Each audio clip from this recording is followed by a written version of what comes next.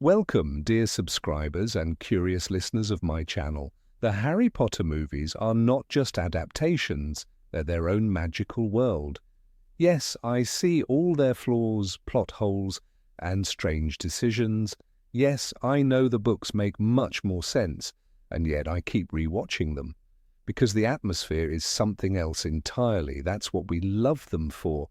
But the reason we discuss them, that's because of all those bizarre, illogical, and sometimes downright absurd moments that seem to multiply with every rewatch. And that's exactly what we'll talk about today. Number 1, the big secret. You were almost expelled for using magic in front of muggles. Perfect. Let's throw a flying parade over London. Seems to be the logic behind the Order of the Phoenix. At the beginning of the 5th film, Harry is under threat of expulsion for casting a Patronus during a Dementor attack. He violated the international statute of secrecy.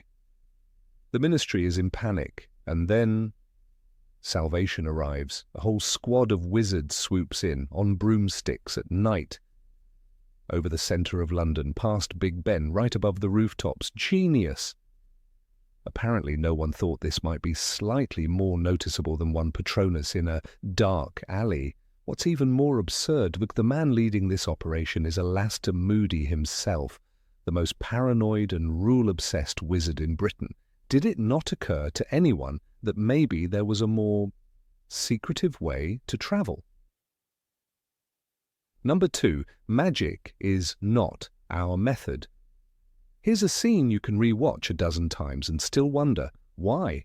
In the Philosopher's Stone, Professor Quirrell, possessed by Voldemort, literally jumps on Harry and tries to strangle him. With his bare hands? Magic? Never heard of it. And yet, earlier in the same movie, he was terrified to even touch Harry. He refused a handshake at the Leaky Cauldron. Everything hinted that physical contact was dangerous. But in the finale, Quirrell forgets about spells, forgets about his wand, forgets common sense, and lunges at a child. Naturally, it ends badly. The book explains this much better. Quirrell acts under Voldemort's command, unaware of what will happen if he touches Harry. In the film, though, it's his own decision, as if he simply forgot he was a wizard. Number 3, maximum efficiency. Dolores Umbridge, the Queen of Control. A woman who will stop at nothing to crush Harry Potter. And what does she do? She launches mass interrogations, establishes a dictatorship, and shuts down every club in Hogwarts. And then she skips Harry. Yes, you heard that right. She never questions Harry, Ron, or Hermione, the people actually running Dumbledore's army. Instead, she interrogates Cho Chang. Why? Who knows? Maybe she rolled a die. Even stranger. Umbridge heard the conversation about the secret meetings. She was literally on the astronomy tower, saw silhouettes, and recognized voices. Yet she questioned everyone except the main culprits. It feels like she was just putting on a show of authority and accidentally stumbled onto the truth. Number 4, magical logic. Remember the sorting ceremony scene? In the book, it's clear and orderly, done alphabetically, logical, predictable. In the movie, first Hermione, then Draco, then Susan Bones, then Ron, then Harry. How exactly did McGonagall decide this order? By birth date, by number of freckles, by sudden inspiration? Sure, the director probably wanted to focus only on the key characters, but couldn't they at least pretend there's a system? Even the magical world should have a hint of organization. Number 5, brave or just crazy. Dudley Dursley isn't the sharpest tool in the shed, but in the 5th movie, he decides to taunt Harry, face to face, in a dark alley, with no witnesses. This, after Harry once tried to turn him into a pig, after Aunt Marge literally floated away, after years of his parents trembling at the word magic. And yet here's Dudley, confident, smug, grinning. What exactly is his plan? Does he think the Ministry will protect him? That Harry won't dare use magic? After everything he's seen, that's not bravery, that's sheer stupidity, bordering on insanity. Number 6. the worst negotiator ever. Now for a classic. The Department of Mysteries. Harry is holding the prophecy.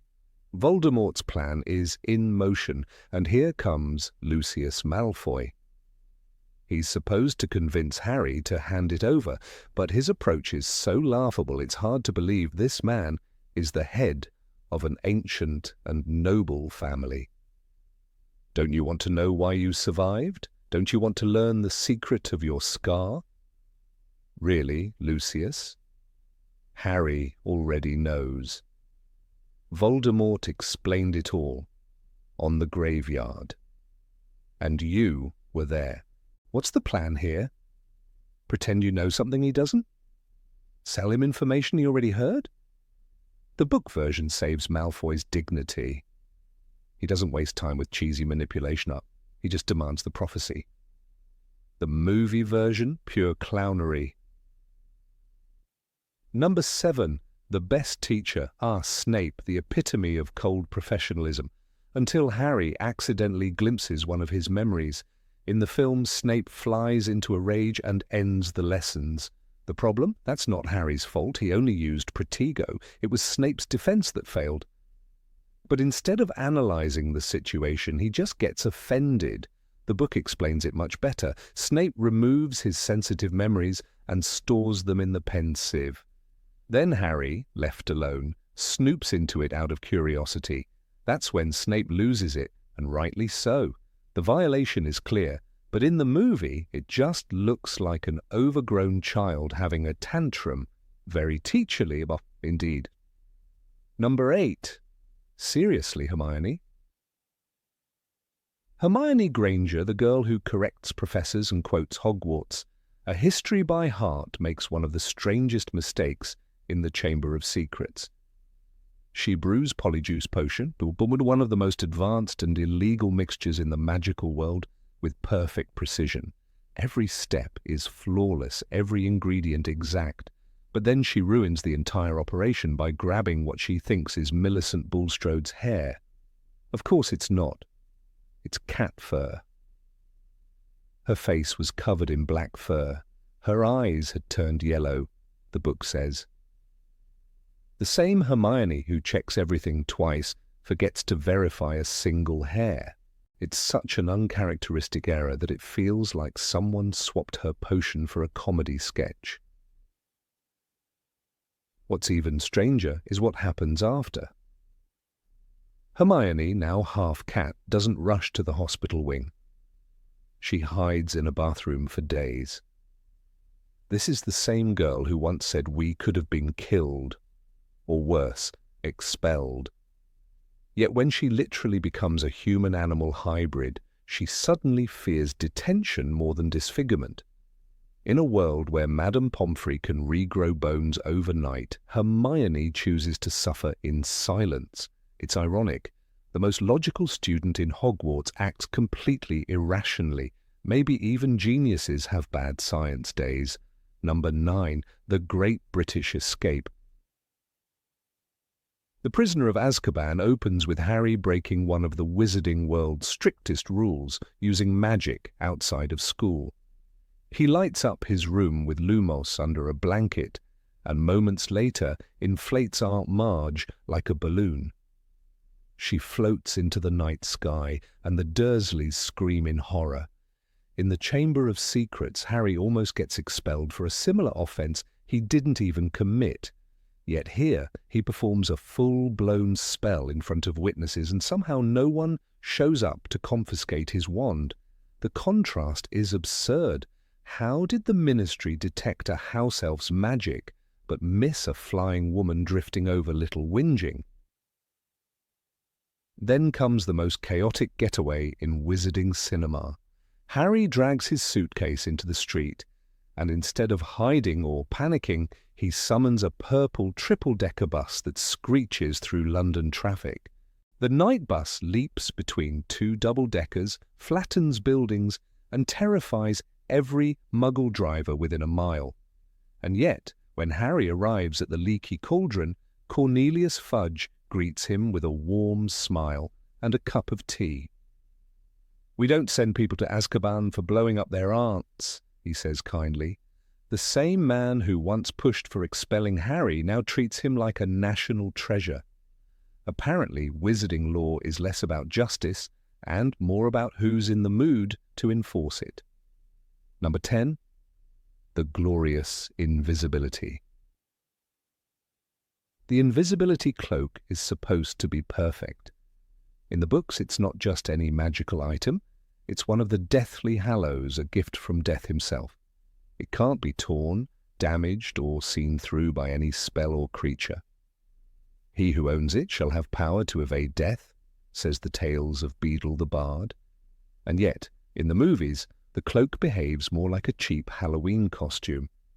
In the Sorcerer's Stone, it hides Harry flawlessly as he sneaks through Hogwarts, but later it seems to lose its magic whenever the plot demands more drama. In the Goblet of Fire, Mad-Eye Moody casually spots Harry under the cloak with his magical eye. It's treated like a cool character moment, but it completely breaks the logic of the story. If even Death couldn't see through that cloak, why can a prosthetic eyeball do it? Moody's eye can see through walls, yes, but the cloak isn't an illusion. It's a force that bends light and hides existence itself. The idea that it can be defeated by an enchanted eyeball feels like someone forgot what the cloak actually is. It's like saying Superman's suit works except when someone wears sunglasses. Later, in the Order of the Phoenix, Lucius Malfoy seems to sense Harry's presence even though he's invisible. And in the Deathly Hallows, Snape conveniently avoids looking in the direction of 3 teenagers crammed under a rustling sheet the size of a tent. If the cloak is truly flawless, none of this should be possible, but the films treat it like a selective filter. Invisible when needed, useless when it complicates a scene. The result? One of the most powerful objects in the wizarding world becomes just another inconsistent movie prop. Number 11. Hogwarts Geography Lesson. Distances in the wizarding world follow no laws of logic or physics. One moment, Hogwarts seems to be on the other side of the country. The next, it's practically around the corner. In the Chamber of Secrets, Harry and Ron spend half a day flying from the burrow to the castle in a Ford Anglia. The sun rises, the car overheats, and they almost die crashing into the Whomping Willow. Yet in the Order of the Phoenix, the members of the Order manage to fly the same distance on broomsticks in just a few minutes. The movie even shows them zipping past London landmarks like the Tower Bridge, suggesting Hogwarts is right outside the city. So which is it, Scotland or Surrey? In the books, Hogwarts is clearly described as being in the Scottish Highlands. They'll be reaching the school in about 4 hours, says the narrator in The Sorcerer's Stone, as the train departs from London. That's a realistic travel time. But the films treat geography like a prop. In The Half-Blood Prince, Dumbledore and Harry apparate to a small village near the school as if it's just a short hop away. No trains, no time gaps, no logic. The distance changes whenever the plot needs it to. It's as if the map of Britain itself bends to the will of the script. Maybe that's the unspoken magic of the series, the power to teleport whenever the story slows down, but it makes you wonder how anyone in the wizarding world ever finds anything. Do they just rely on instinct? Do they own a magical GPS and a Gary positioning system? Because judging by how the films treat space and travel, Hogwarts isn't hidden from muggles by spells, it's hidden by bad geography. Number 12. Dumbledore's teleportation phenomenon. In the Goblet of Fire, the moment Harry's name flies out of the cup is supposed to feel shocking. In the book, it does. Dumbledore approaches calmly, his voice quiet but firm. "Did you put your name into the Goblet of Fire, Harry?" Rowling describes him as calm, almost detached, the picture of control. But in the film, this scene turns into something else entirely. Michael Gambon bursts through the door, grabs Harry by the shoulders and shouts, "Harry, did you put your name in the goblet of fire?" It's not the calm headmaster from the books. It's a man seconds away from a nervous breakdown. The sudden shift in Dumbledore's character is jarring. This is the same wizard who stared down Voldemort in the Ministry without raising his voice. The same man who remained composed as the world fell apart around him, and now he's shaking a 14-year-old boy like an angry parent. It's such a strange directorial choice that fans still joke about it years later. The wise, mysterious Dumbledore becomes, for one scene, a frantic gym coach yelling at a student for missing practice. But there's another mystery. How did he get there so fast? The cup stands in the middle of the Great Hall, surrounded by students, professors, and firelight. The moment Harry's name emerges, chaos erupts, and then, in an instant, Dumbledore is right next to him. Did he sprint? Did he apparate? Even though that's impossible inside Hogwarts. The film never shows how. He simply appears, like a ghost who's been waiting in the shadows for dramatic timing. Maybe the filmmakers just wanted more tension, a burst of panic in an otherwise formal moment. But instead of intensity, it adds confusion. The Dumbledore we see here feels like a completely different person, impulsive, loud, and reckless. The audience can't help but laugh. Perhaps the real magic at play wasn't teleportation at all, but Hollywood's favorite spell, make it more dramatic. Number 13, the stone nobody guarded. In the Sorcerer's Stone, Dumbledore hides one of the most powerful magical artifacts in existence, a stone that grants immortality inside a school basement. It sounds secure until you remember that 3 11-year-olds managed to find it in a single night. The protections look impressive: a 3-headed dog, a devil's snare, flying keys, a chessboard. But all of it is conveniently beatable with first-year level skills. It's less maximum security and more magical obstacle course. The strangest part is that Hogwarts isn't a fortress. It's a boarding school filled with unsupervised teenagers who sneak out after curfew for fun. Dumbledore knows this. He even tells Harry it does not do to dwell on dreams and forget to live, yet he literally builds a dreamlike death trap right under the dormitories. Why hide something so dangerous in the one place crawling with curious children? Wasn't Gringotts, the bank guarded by dragons, already doing a decent job? What about Nicholas Flamel? The book says Nicholas Flamel is the only known maker of the Sorcerer's Stone. If Dumbledore was truly worried, why not give it back to its creator? Instead, he turns Hogwarts into a secret vault, trusting that a giant dog named Fluffy will somehow keep Voldemort out. It's as if Dumbledore thought who would ever look in a school, forgetting that the Dark Lord already attacked one there once. When you think about it, the plan makes no sense. The most dangerous object in the wizarding world is hidden behind puzzles that can be solved by children with beginner's magic. And it works until it doesn't. Maybe Dumbledore knew Harry would find the stone all along, or maybe he just got very lucky that the greatest security flaw in history happened to be guarded by 3 kids and a chessboard. Number 14. Who's watching the kids? When you rewatch the Harry Potter films, one question keeps coming up.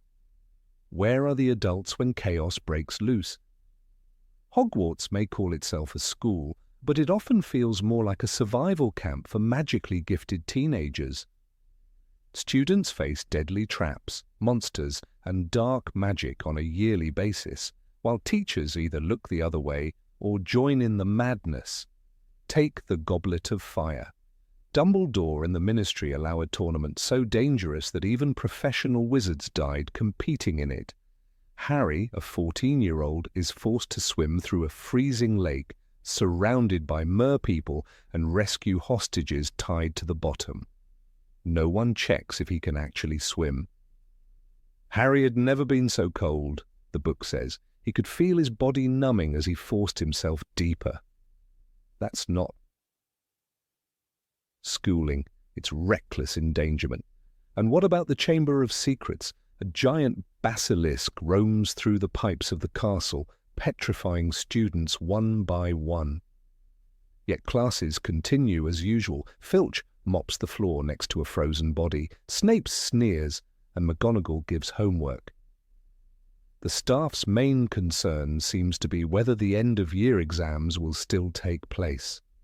When Dumbledore says help will always be given at Hogwarts to those who ask for it, one can't help but think, help perhaps, but supervision? Never. Even the Prisoner of Azkaban shows the same neglect.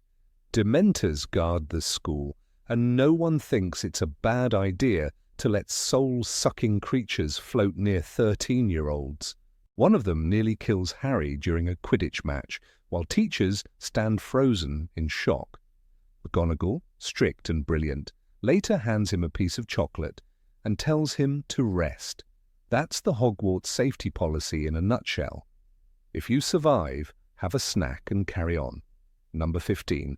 Artifacts from nowhere.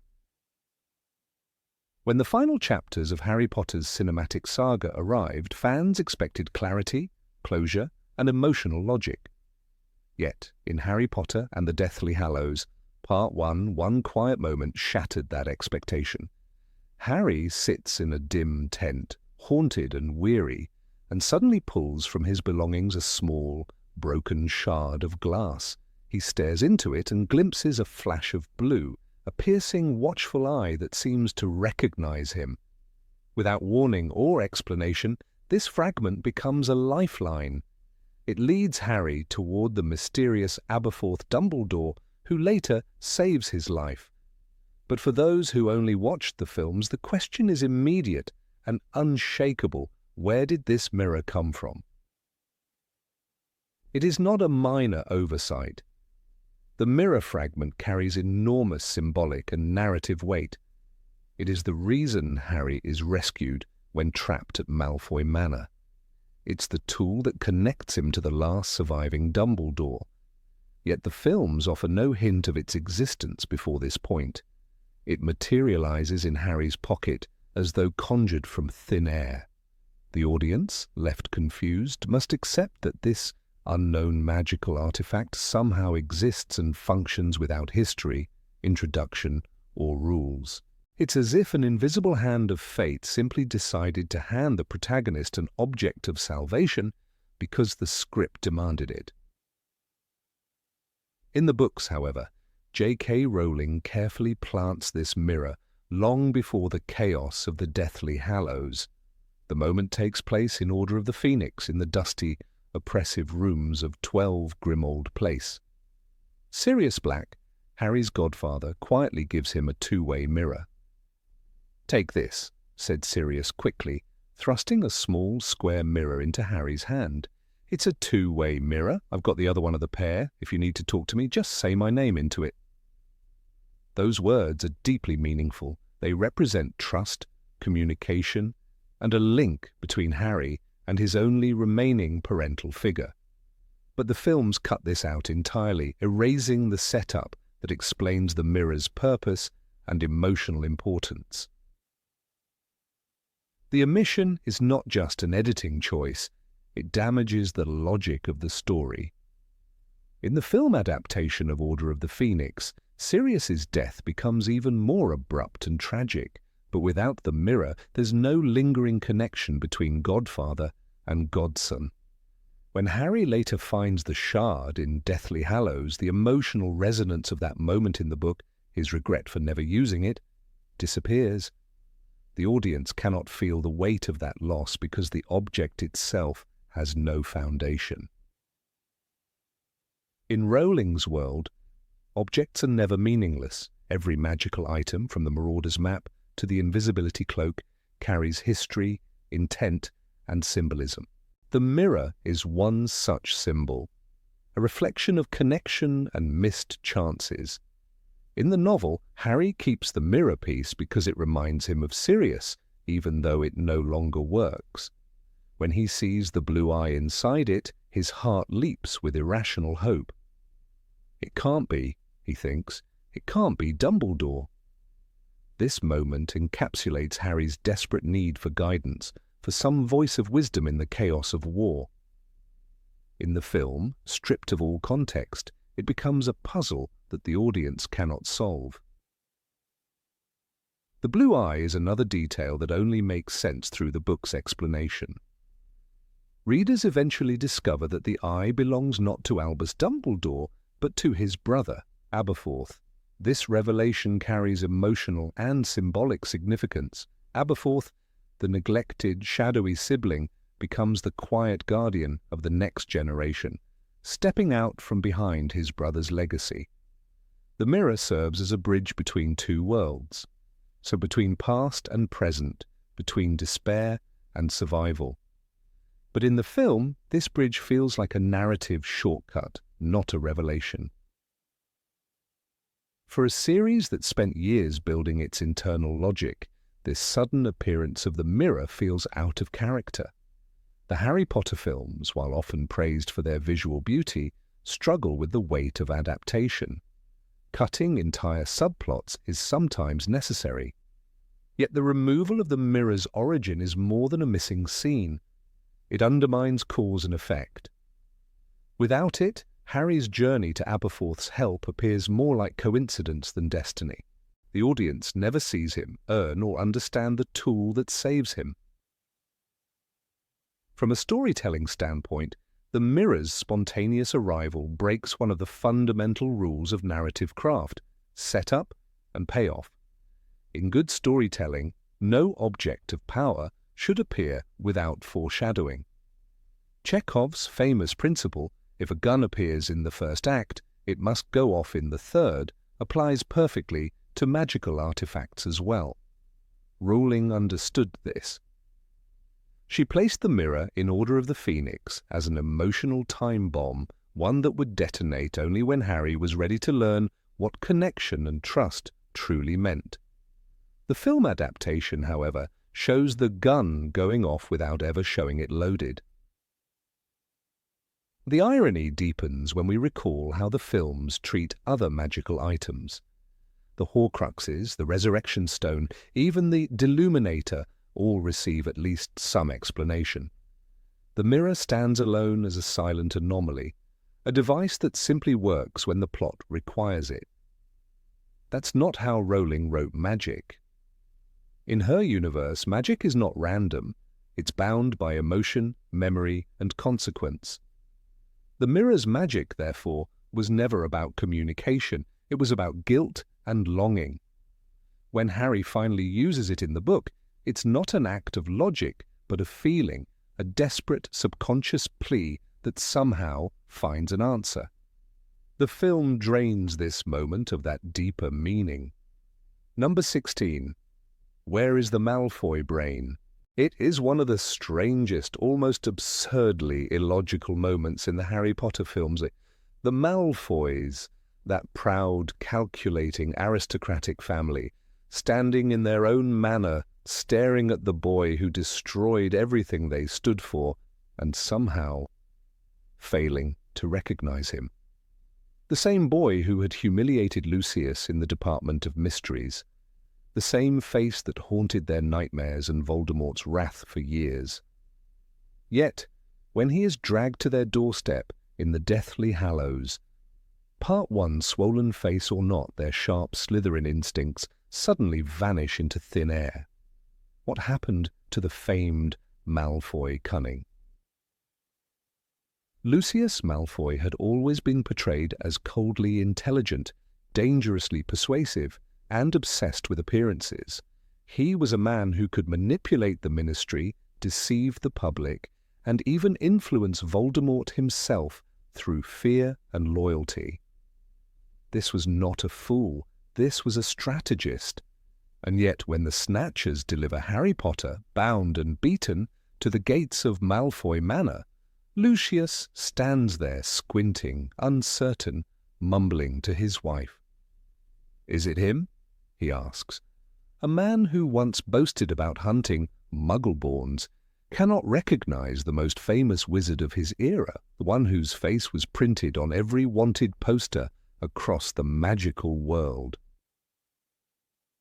The absurdity of this moment becomes even clearer when we recall that Lucius had seen Harry many times over the years, in Flourish and Blots, in the Chamber of Secrets, in the Ministry battle.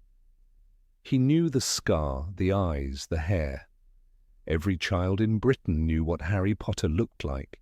It was practically folklore. Yet when Harry's face is slightly disfigured, the Malfoys transform into uncertain amateurs. The film tries to justify this by showing the swelling charm Hermione used on Harry's face, but even then, it's ludicrous. His voice, his height, his demeanor. Everything about him screams Harry Potter. Even Bellatrix senses it. But instead of investigating, the Malfoys hesitate, their fear of Voldemort outweighing their basic logic. There is something almost tragic about the sight of Lucius Malfoy in that moment. Gone is the self-assured aristocrat who once strutted through the halls of the Ministry, cane tapping on the marble floor. Now he is unshaven, desperate, his elegant composure stripped away. Voldemort has taken everything from him. His wand, his influence, his confidence. When he looks at Harry, it is not only confusion in his eyes, it is exhaustion. The war has crushed his spirit. Still, even crushed men can think. Yet Lucius doesn't. His once brilliant mind freezes under the weight of fear. "I think it might be him," he mutters, the words of a man who no longer trusts his own judgment. Narcissa, usually the emotional core of the family, is equally paralyzed.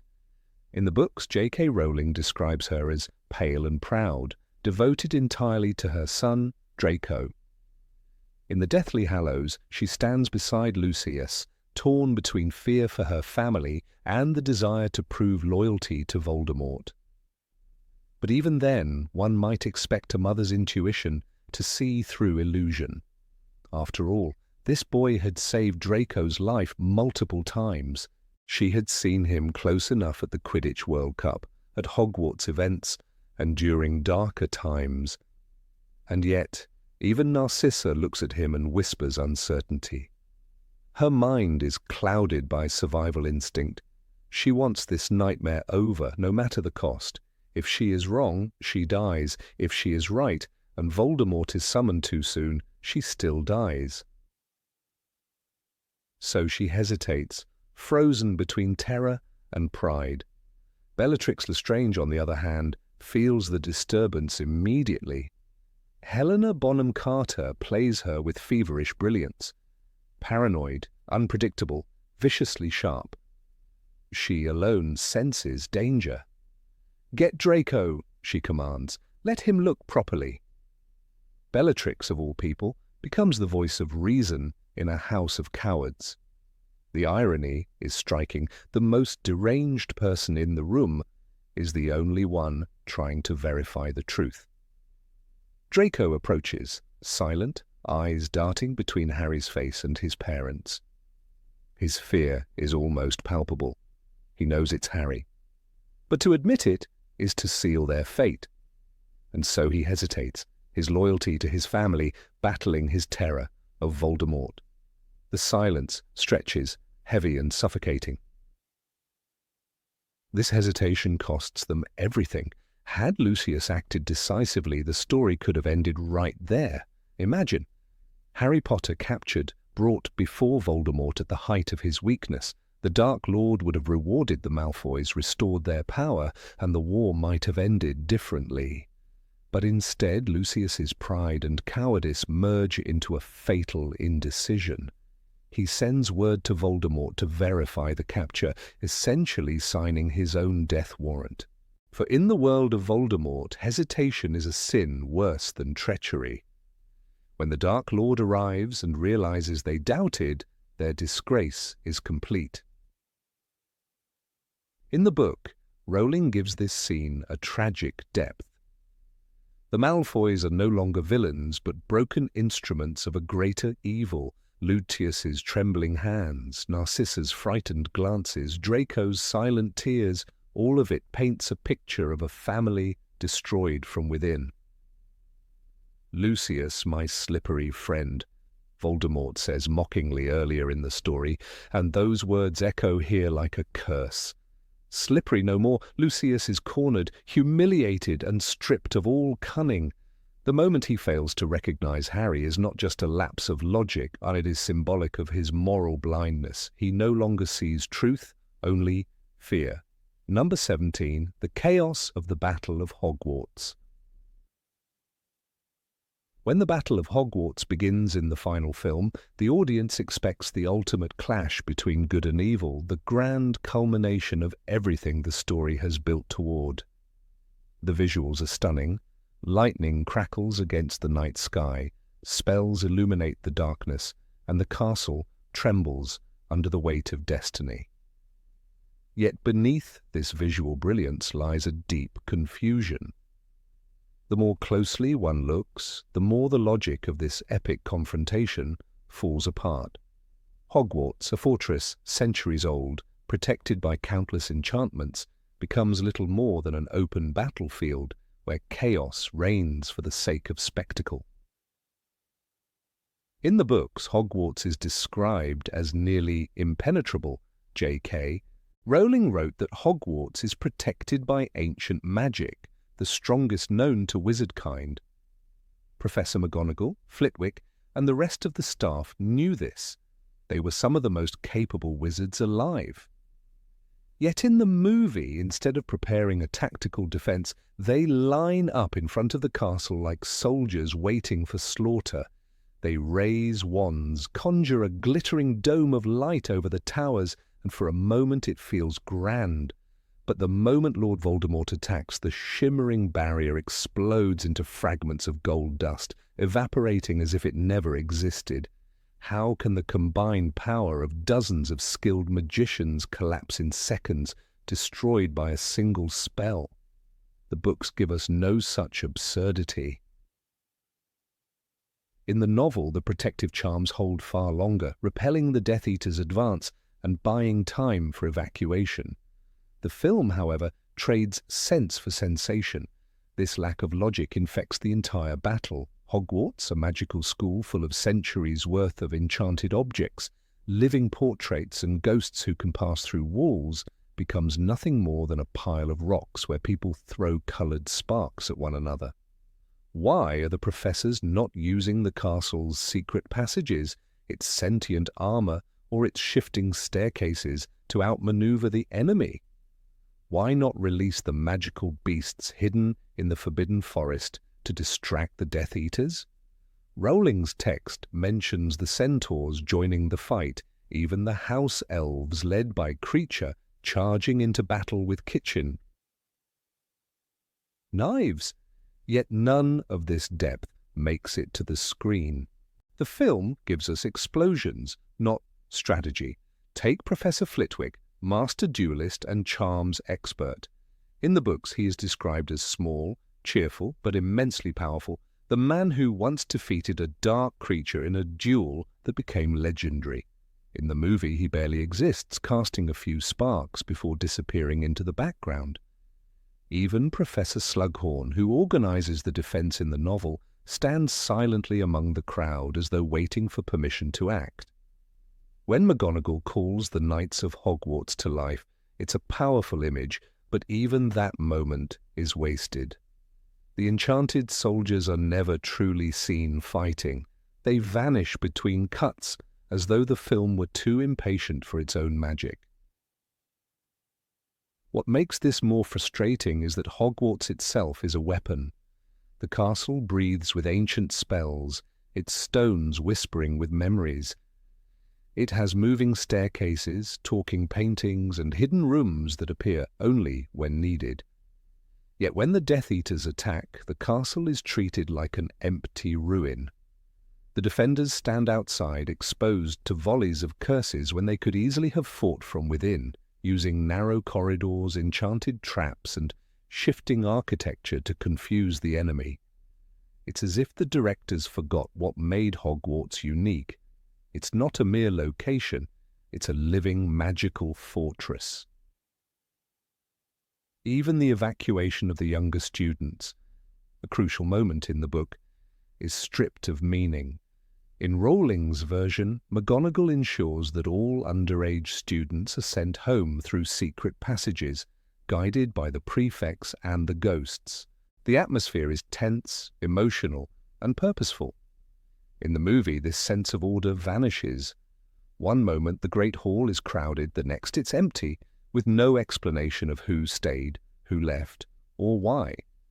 Children disappear without trace, while random adults appear from nowhere to join the fight. The result is a cinematic battlefield that feels more like a music video than a real, breathing world at war. Then there is the question of tactics. If Voldemort's army is outside, why not defend from within, forcing them into choke points? Why stand in the open, waiting to be struck?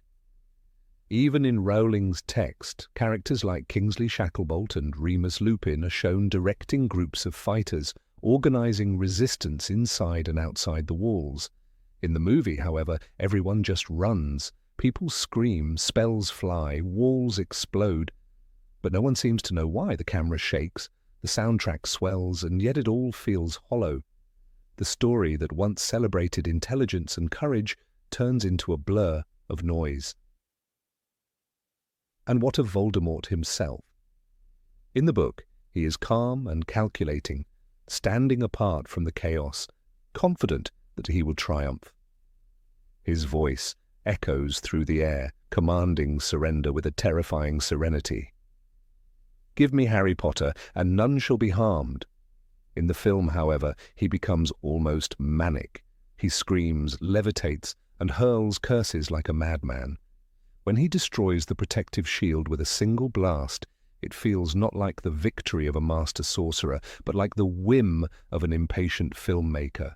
The visual may impress, but it robs Voldemort of the cold intelligence that defined him.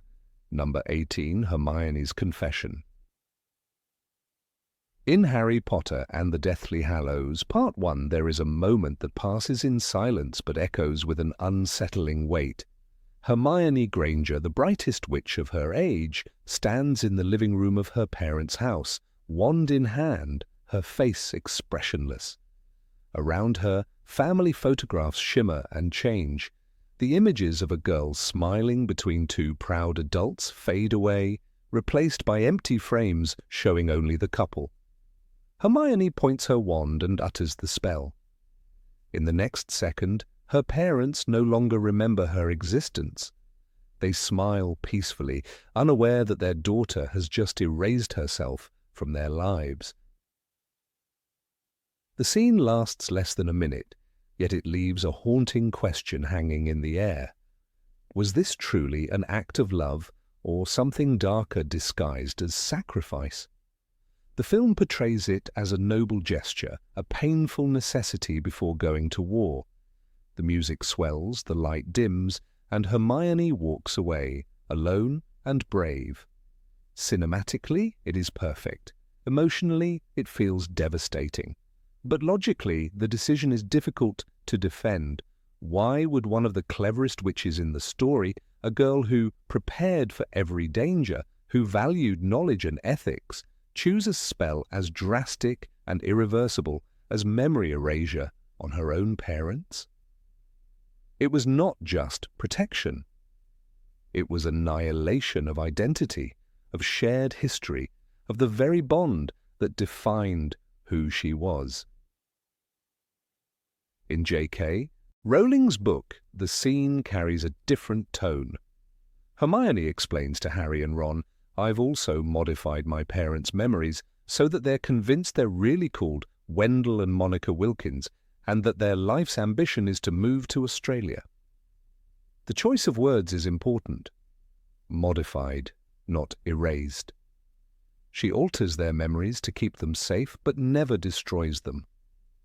There is a sense of control and planning. she intends to reverse it when the war ends. "Once Voldemort's gone, I'll find them and lift the enchantment," she says in the book. It is a rational, reversible act of protection, not a permanent deletion. The movie, however, turns it into something irreversible. There is no explanation, no follow-up, no reversal. The cinematic version strips away the moral nuance and replaces it with emotional tragedy. It suggests that Hermione has done something final, perhaps even unforgivable. The photographs fading are a visual metaphor for the death of her parents past. They cease to exist as Hermione's family. The audience is left to admire her courage. But if we stop admiring and start thinking, we realize the act borders on the unethical. Why didn't Hermione use a Fidelius charm, the same spell that protected Harry's location at the beginning of the story? Members of the Order of the Phoenix used various defensive enchantments to hide themselves and their loved ones. The Weasleys moved to the Burrow under protective spells. The Tonkses and Lupin relied on secrecy and loyalty. Even the Dursleys were relocated by the Order rather than magically rewritten. Hermione, of all people, could have done the same. Instead, she chose a method that not only erased herself from her parents' memories, but effectively wiped away years of shared life. In the film's quiet horror lies something deeply symbolic. Hermione is often portrayed as the moral compass of the trio, the voice of reason, empathy, and ethics. Yet in this one moment she commits an act that mirrors the very dark magic she fights against. Voldemort manipulates minds and souls for control. Hermione manipulates minds for protection. The motives differ, but the act, altering human consciousness without consent, is the same. The camera lingers on her expressionless face, as though she knows the gravity of what she's done. But the film never allows her a moment of doubt, never gives the audience a hint that she might question herself. The more one examines this moment, the stranger it becomes. Did Hermione ever consider the psychological impact if she failed to reverse the spell? Imagine her parents, dentists living quietly in London, suddenly believing they are someone else, moving to another continent, building a new life based on fabricated memories. Their free will is replaced with illusion. Their very sense of self becomes an invention of their daughter's fear. If they were ever to regain their memories without her presence, what kind of trauma would that cause? These questions, though never explored in the film, hover around the edges of the story like ghosts. In Rowling's writing, the magic of memory is treated with deep moral caution. The spell Obliviate is not a casual tool. In Harry Potter and the Chamber of Secrets, Gilderoy Lockhart attempts to use it on Harry and Ron, but it backfires, erasing his own memory instead.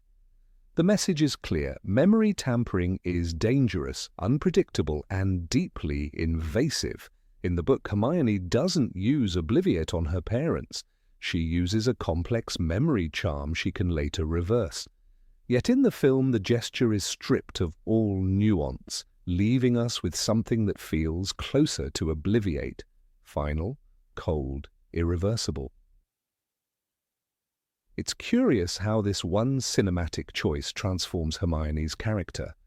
On paper, she is a strategist. On screen, she becomes a tragic heroine. The book, Hermione hides her parents' identities temporarily, a calculated act of protection. The movie, Hermione erases them completely, an emotional act of despair. The distinction changes how we perceive her maturity and morality. The film suggests she is driven by pure emotion, acting impulsively in grief and fear. The book portrays her as a composed young woman making a painful but thoughtful decision. It's the difference between control and chaos, between ethics and desperation. There is also the question of agency. The parents, Mr. and Mrs. Granger, never consent. They are passive victims of magic, Hermione never tells them the truth or offers a choice. If protection was the goal, surely a disillusionment charm, a Fidelius charm, or relocation under the Order's supervision would have sufficed. Instead, she removes their right to decide their fate. She becomes judge and executioner of their own consciousness. This is where the logic breaks entirely. The Hermione we know from earlier films, the one who protested injustice, fought for house elf rights, and valued moral integrity, would have struggled deeply with such an invasive act. The film's emotional manipulation is skillful. The lighting, the silence, the score, everything tells the audience that this is noble suffering. It invites sympathy, not scrutiny. Yet beneath that beauty lies a moral contradiction. If we imagine the same act done by any other character, say Snape erasing Lily's parents' memories to protect them, it would be considered monstrous. Why then does the audience forgive Hermione? Because the narrative tells us to. It dresses control as compassion, erasure as sacrifice. There's another troubling aspect. The film never revisits the spell. When the war ends, Hermione never goes back to restore their memories. The epilogue shows her grown up, married to Ron with children, but her parents are absent. For those who watch only the films, the question lingers unanswered. Do her parents still live in Australia, blissfully unaware of their daughter's existence? If so, Hermione's story carries a shadow of permanent loss, one she chose. The films never resolve this, leaving the audience with a heroine who may have committed an irreversible act for the sake of plot efficiency. In the books, however, Hermione's story is given closure. It's confirmed that she later travels to Australia to reverse the enchantment and bring her parents home. The moral balance is restored. Her parents forgive her, and her act, though painful, achieves its goal, protection without permanent harm. That is the Hermione we recognize, responsible, ethical, and self-aware. The film, by omitting this resolution, reshapes the character entirely. What was a temporary moral dilemma becomes a lifelong tragedy. This adaptation difference highlights how easily tone changes meaning. The film wants drama, a visual metaphor for loss and sacrifice. The book wants nuance, a moral exploration of difficult choices in wartime. Both succeed on their own terms, but they cannot coexist logically. If the movie is canon, Hermione's act is terrifying. If the book is canon, it is forgivable. The audience is forced to choose which Hermione they believe in, the compassionate strategist or the cold pragmatist. Perhaps the strangest irony is that this single minute of film, almost wordless, becomes one of the darkest ethical moments in the entire series. It questions what it means to protect the ones we love. Can love justify erasing memory, reshaping reality, and denying another's agency? Hermione Granger, the girl who fought for truth, in that moment becomes a creator of illusion. The brilliance of the scene lies not in its beauty, but in its disquieting ambiguity, a reminder that even the purest hearts can blur the line between good and evil when fear takes over. And so, as the screen fades to black and Hermione walks into the storm of war, one can't help but wonder if the true tragedy of that moment isn't what she lost, but what she became. Her parents' minds are safe, her secret secure, but her innocence quietly vanishes. What was meant to protect love becomes a quiet act of destruction. The spell's echo lingers long after the credits roll, whispering a question that the story never dares to answer. How far can goodness go before it begins to look like cruelty? Number 19, The Great Hogwarts Express Illusion. Every September 1st, the same enchanting ritual unfolds. The steam rises, the whistle echoes, and a scarlet train glides away from King's Cross Station, taking another generation of witches and wizards toward the Scottish Highlands. Parents wave goodbye through the mist. Owls hoot inside their cages, and the platform buzzes with laughter and tears. Yet behind this picturesque farewell lies one of the strangest, least logical details in the entire wizarding world, a secret so obvious it hides in plain sight. Because no matter how many times we watch that gleaming locomotive disappear through the wall between platforms 9 and 10, one question refuses to leave the mind. Where exactly does the train go when it leaves the station, and why does nobody ever see it? The scene is set in central London, one of the busiest places on Earth. King's Cross Station is a living organism of movement and noise, the constant rumble of trains, the shuffle of tourists, the flash of cameras, the sharp voices of station guards. And in the midst of this chaos, a bright red steam engine stands waiting, its old-fashioned shape utterly out of place among the sleek, modern carriages of the British Rail. The Hogwarts Express looks like something from a Victorian postcard, and yet no one, not a single commuter or police officer, seems to notice that a crowd of people in robes are vanishing into a brick wall. The logic collapses before our eyes. In the films, the illusion is presented as natural, almost cozy. Molly Weasley tells Harry how to run straight at the barrier, a motherly tip whispered in a bustling crowd. But when we stop and think, it becomes a moment of astonishing absurdity. The entrance to platform 9 3/4 is not hidden in a forest or behind an enchanted gate. It's in one of the most heavily watched, most trafficked locations in the entire United Kingdom. Every year, hundreds of children, many wearing pointed hats, carrying broomsticks, or dragging trunks marked Hogwarts School of Witchcraft and Wizardry, walk straight into a wall. The films never show a single confused bystander or an alarmed security guard. Somehow, the whole of London politely looks the other way.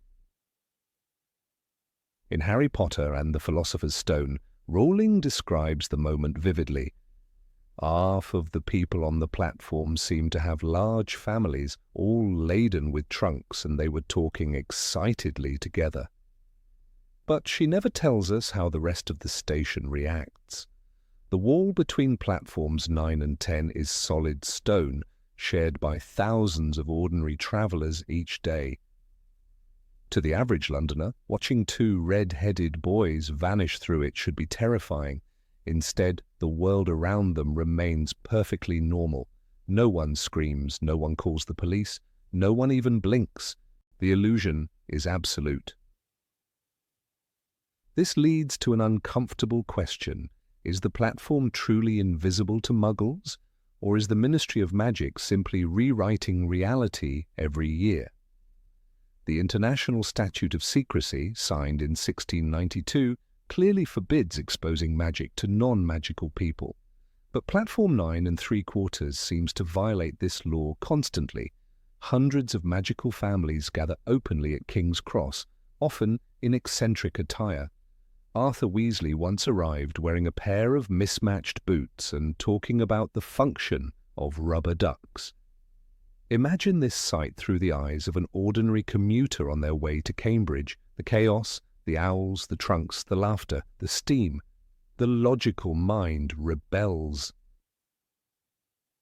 Perhaps the filmmakers assumed that a disillusionment charm covers the entrance, a kind of magical camouflage that bends the attention of nearby muggles. But if that were true, why does no one ever mention it? Not once in 7 books does Rowling explain how the platform remains secret. Even in Harry Potter and the Order of the Phoenix, when Harry travels with the Weasleys and the entire crowd of Hogwarts students, the text simply says they reached the barrier between platforms 9 and 10, and Mrs. Weasley glanced around to check that the coast was clear. What coast? They are in a public station. The act of secrecy seems laughably small compared to the miracle it conceals. There is another layer to the illusion: the train itself. The Hogwarts Express is not a hidden door or a spell. It's a full-sized steam locomotive with a boiler, wheels, and carriages long enough to carry hundreds of students. It gives a mighty whistle and leaves the station in broad daylight.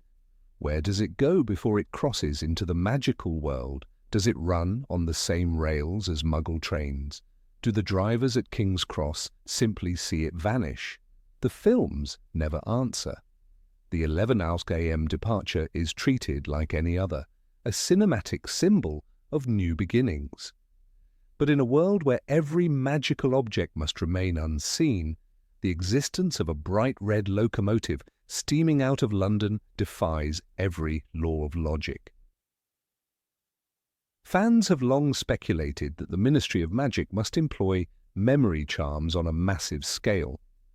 Obliviators, wizards trained to erase or modify memories, could, in theory, patrol King's Cross every year, removing any trace of the event from the minds of Muggles.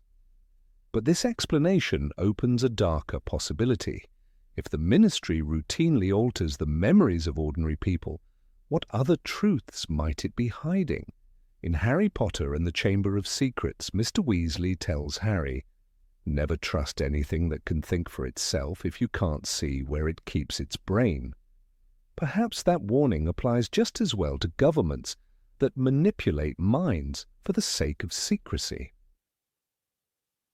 The illusion of the Hogwarts Express, then, becomes a metaphor for the uneasy coexistence between the magical and the mundane. The entire world of witches and wizards depends on being unseen, yet it thrives within the same physical space as the Muggle population. The train, leaving from the heart of London, symbolizes that fragile boundary. Each year, hundreds of children pass from one reality to another, through a wall, into a secret platform, and onto a train that vanishes into the mist. It is beautiful, yes, but also profoundly unsettling. The fact that no one questions it makes it even more so. Consider also the experience of Muggle-born students, children like Hermione Granger, who grew up in ordinary families with no connection to magic. Their parents must accompany them to King's Cross, help them carry trunks and watch them run through a solid wall. How does that even work? Do they see their child vanish? Do they remember it afterward? Rowling never explains. In the films, Hermione's parents appear once, smiling nervously, and then disappear from the narrative. It's as if the story itself erases them, a silent echo of the Ministry's own methods. The films romanticize the moment, but in reality, it would be terrifying for any parent to send their child into a wall with no guarantee of what lies beyond. The illusion becomes even stranger when we remember that not all magical transportation is hidden this way. The night bus, for instance, speeds openly through the streets of London, invisible to Muggles only because it moves too fast and uses enchantments to slip between objects. Diagon Alley, by contrast, is concealed behind the Leaky Cauldron, a pub that appears abandoned to Muggles but transforms under magical eyes. These places have clear magical mechanisms, but Platform 9 3/4 remains ambiguous, a magical anomaly that defies its own world-building rules. In The Half-Blood Prince, when Harry and Dumbledore use apparition to travel instantly, Dumbledore warns him it would be imprudent to apparate directly into Hogwarts grounds. The castle has enchantments against intrusions, yet the train, carrying hundreds of children, glides directly through those same protections each year without difficulty. It passes unseen across England, crosses wards and charms, and finally appears within Hogwarts limits.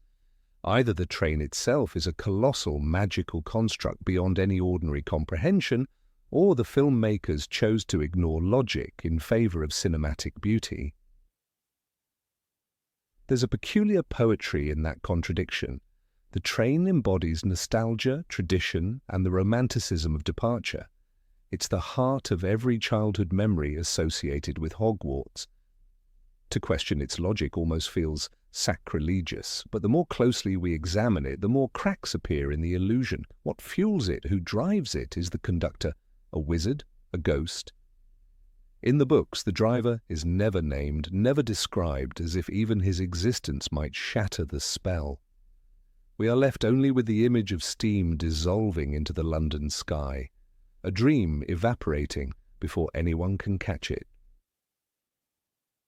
Perhaps the greatest illusion of all is not the platform nor the train, but our willingness to believe in it.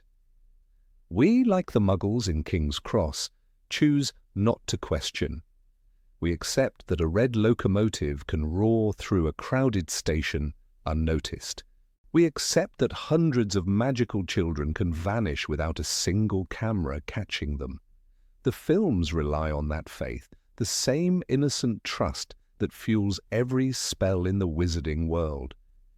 In a way, we are all under a kind of enchantment, lulled by nostalgia and wonder into ignoring the impossible. Yet once the illusion breaks, it is hard to unsee. The scene becomes haunting, a train full of children disappearing into a wall, while the city continues its day, unaware that a parallel world is just a heartbeat away. The Ministry's silence, the absence of explanation, and the sheer magnitude of the deception make it one of the strangest paradoxes in the series. The Hogwarts Express is supposed to be a bridge between worlds, but it also exposes the fragile seams holding those worlds apart. And so, every September 1st, when the whistle blows and the steam curls upward, one can't help but wonder what really happens at that moment. Does the Ministry cast a massive spell over King's Cross? Do the memories of bystanders fade into mist like the smoke of the train? Or does magic, in Rowling's universe, rely not on logic, but on the collective willingness to believe? Perhaps that's the real secret of Platform 9 3/4, not an illusion performed by wizards, but one sustained by the audience itself. Number 20.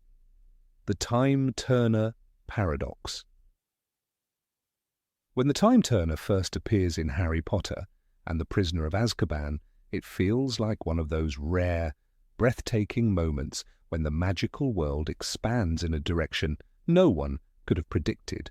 Up until that point, magic in Rowling's universe had mostly operated under consistent limitations: charms, potions, transformations, all extraordinary, but contained by rules.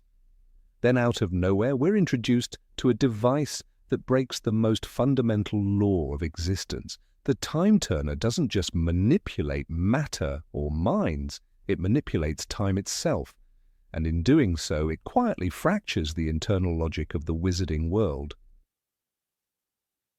Hermione Granger receives the Time Turner from Professor McGonagall with little fanfare, a casual transaction that in retrospect feels absurd.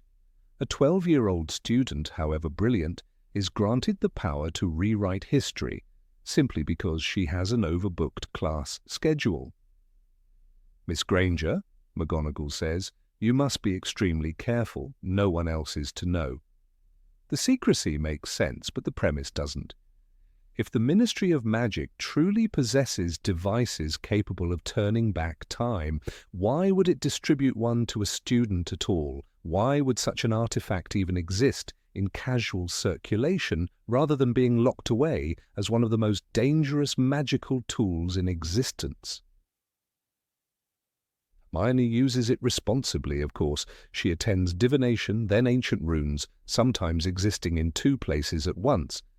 But later, in the story's climax, Dumbledore subtly guides her and Harry to use the device for something far more consequential: to save 2 innocent lives. They turn the hourglass 3 times, moving 3 hours into the past. The air bends, the light flickers, and suddenly they are walking through a world they've already lived. It's one of the most thrilling sequences in the entire series, but it also opens a Pandora's box of logical chaos, because if the Time Turner can be used to save 1 life, why not many? It is impossible not to wonder why the Ministry, a body that claims to uphold justice and protect wizards, would refuse to use the same tool to prevent atrocities. Why not turn back time and stop the betrayal of the Potters by Peter Pettigrew? Why not intercept Tom Riddle before he becomes Lord Voldemort? Why not prevent Cedric Diggory's death or the massacre at the Department of Mysteries?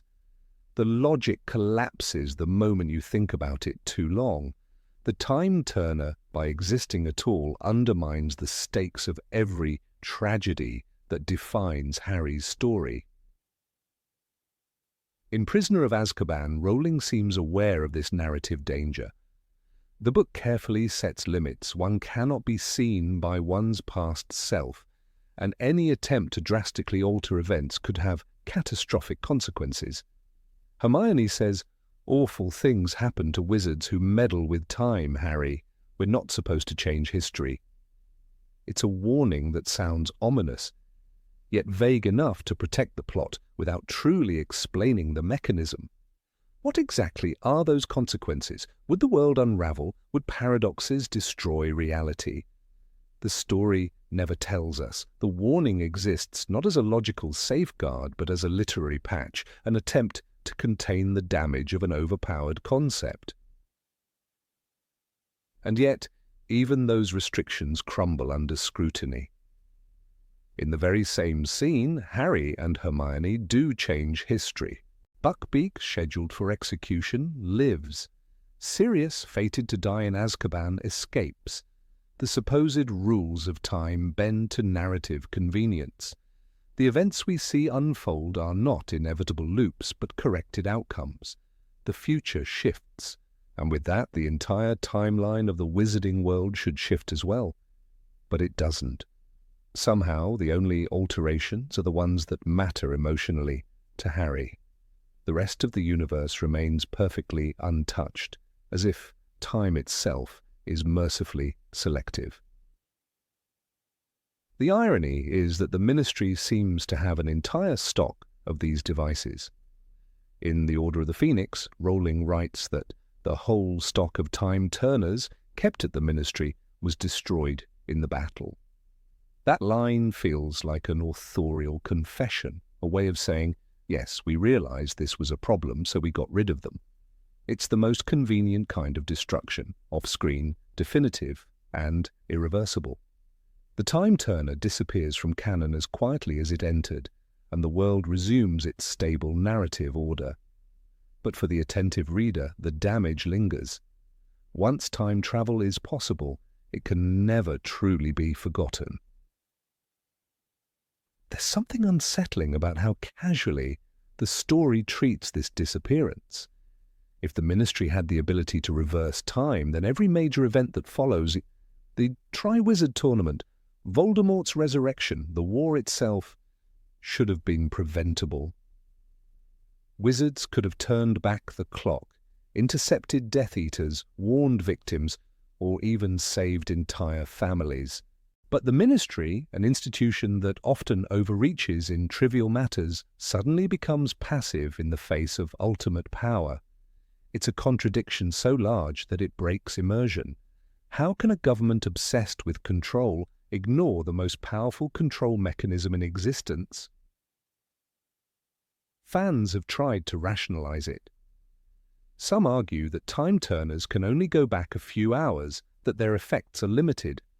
Others claim the devices are heavily restricted, perhaps even cursed. But none of these explanations are consistent with what we see. The text never imposes a strict time limit, only an implication. Moreover, Dumbledore himself seems to understand how to manipulate these devices expertly. If the greatest wizard of the age believed in their danger, he could have ensured their destruction long before the events of Prisoner of Azkaban. Yet he doesn't.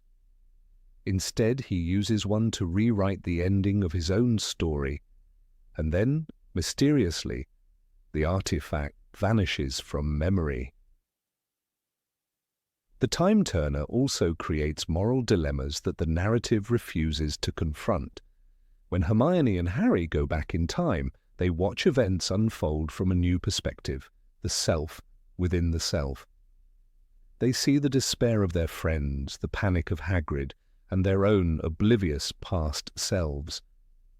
It's a haunting, godlike experience, the power to witness life twice, but it also implies something darker. If they can relive moments, could others have done the same? Could Snape, Dumbledore, or even Voldemort have used a similar tool to manipulate fate? The possibility opens an abyss of contradictions. Every loss, every act of sacrifice becomes optional. Even the emotional core of the series suffers under this logic.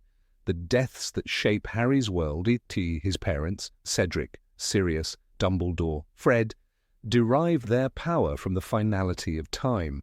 Grief, memory, and legacy drive the narrative, but introduce a device that can undo any of those moments, and that emotional gravity dissolves. If the past can be rewritten, then sacrifice loses its meaning. The time turner turns tragedy into choice, and choice into absurdity. What's strange is how easily the films, more than the books, gloss over these implications. In the Prisoner of Azkaban movie, Alfonso Cuarón treats the time turner sequence like a dream. The visuals are breathtaking. Glass shatters in reverse, the clock tower ticks backward, sunlight freezes mid-air. But the beauty of the scene distracts from its absurdity. Viewers are swept into the magic of the moment. And in that wonder, the logic quietly dissolves. The time turner becomes a cinematic metaphor rather than a literal mechanism. It works because it feels right, not because it makes sense. And then, as if by spell, the device is never mentioned again. Well, not in Goblet of Fire, not in Order of the Phoenix, not in Half-Blood Prince.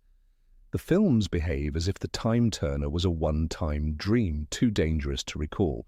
The convenience is glaring. A world that could have used time travel to save countless lives pretends it never existed. The narrative resets itself through collective amnesia. The irony is that Prisoner of Azkaban is often hailed as the most mature and sophisticated of the series, and in many ways it is. But it also plants a paradox that the saga never resolves. It teaches readers that time can be rewritten, but then demands they forget that lesson. It celebrates the triumph of cleverness over fate, only to later insist that fate cannot be changed. The contradiction lingers like a ghost, a haunting inconsistency that follows the series to its end. Some might argue that Rowling later addressed the issue in The Cursed Child, where the time turner returns in a darker, more destructive form. But that play only proves how unstable the concept truly is. Every attempt to use time travel in the Harry Potter universe collapses into chaos, rewriting not just history but tone, logic, and character motivation. It's as if the narrative itself rejects the idea, as if time in this world refuses to be bent without breaking everything around it. And so, the time turner remains one of the strangest ghosts in the series, an artifact too powerful to exist and too convenient to ignore. It flickers briefly, reshapes destiny, and then vanishes into oblivion. The world moves on, pretending it never happened.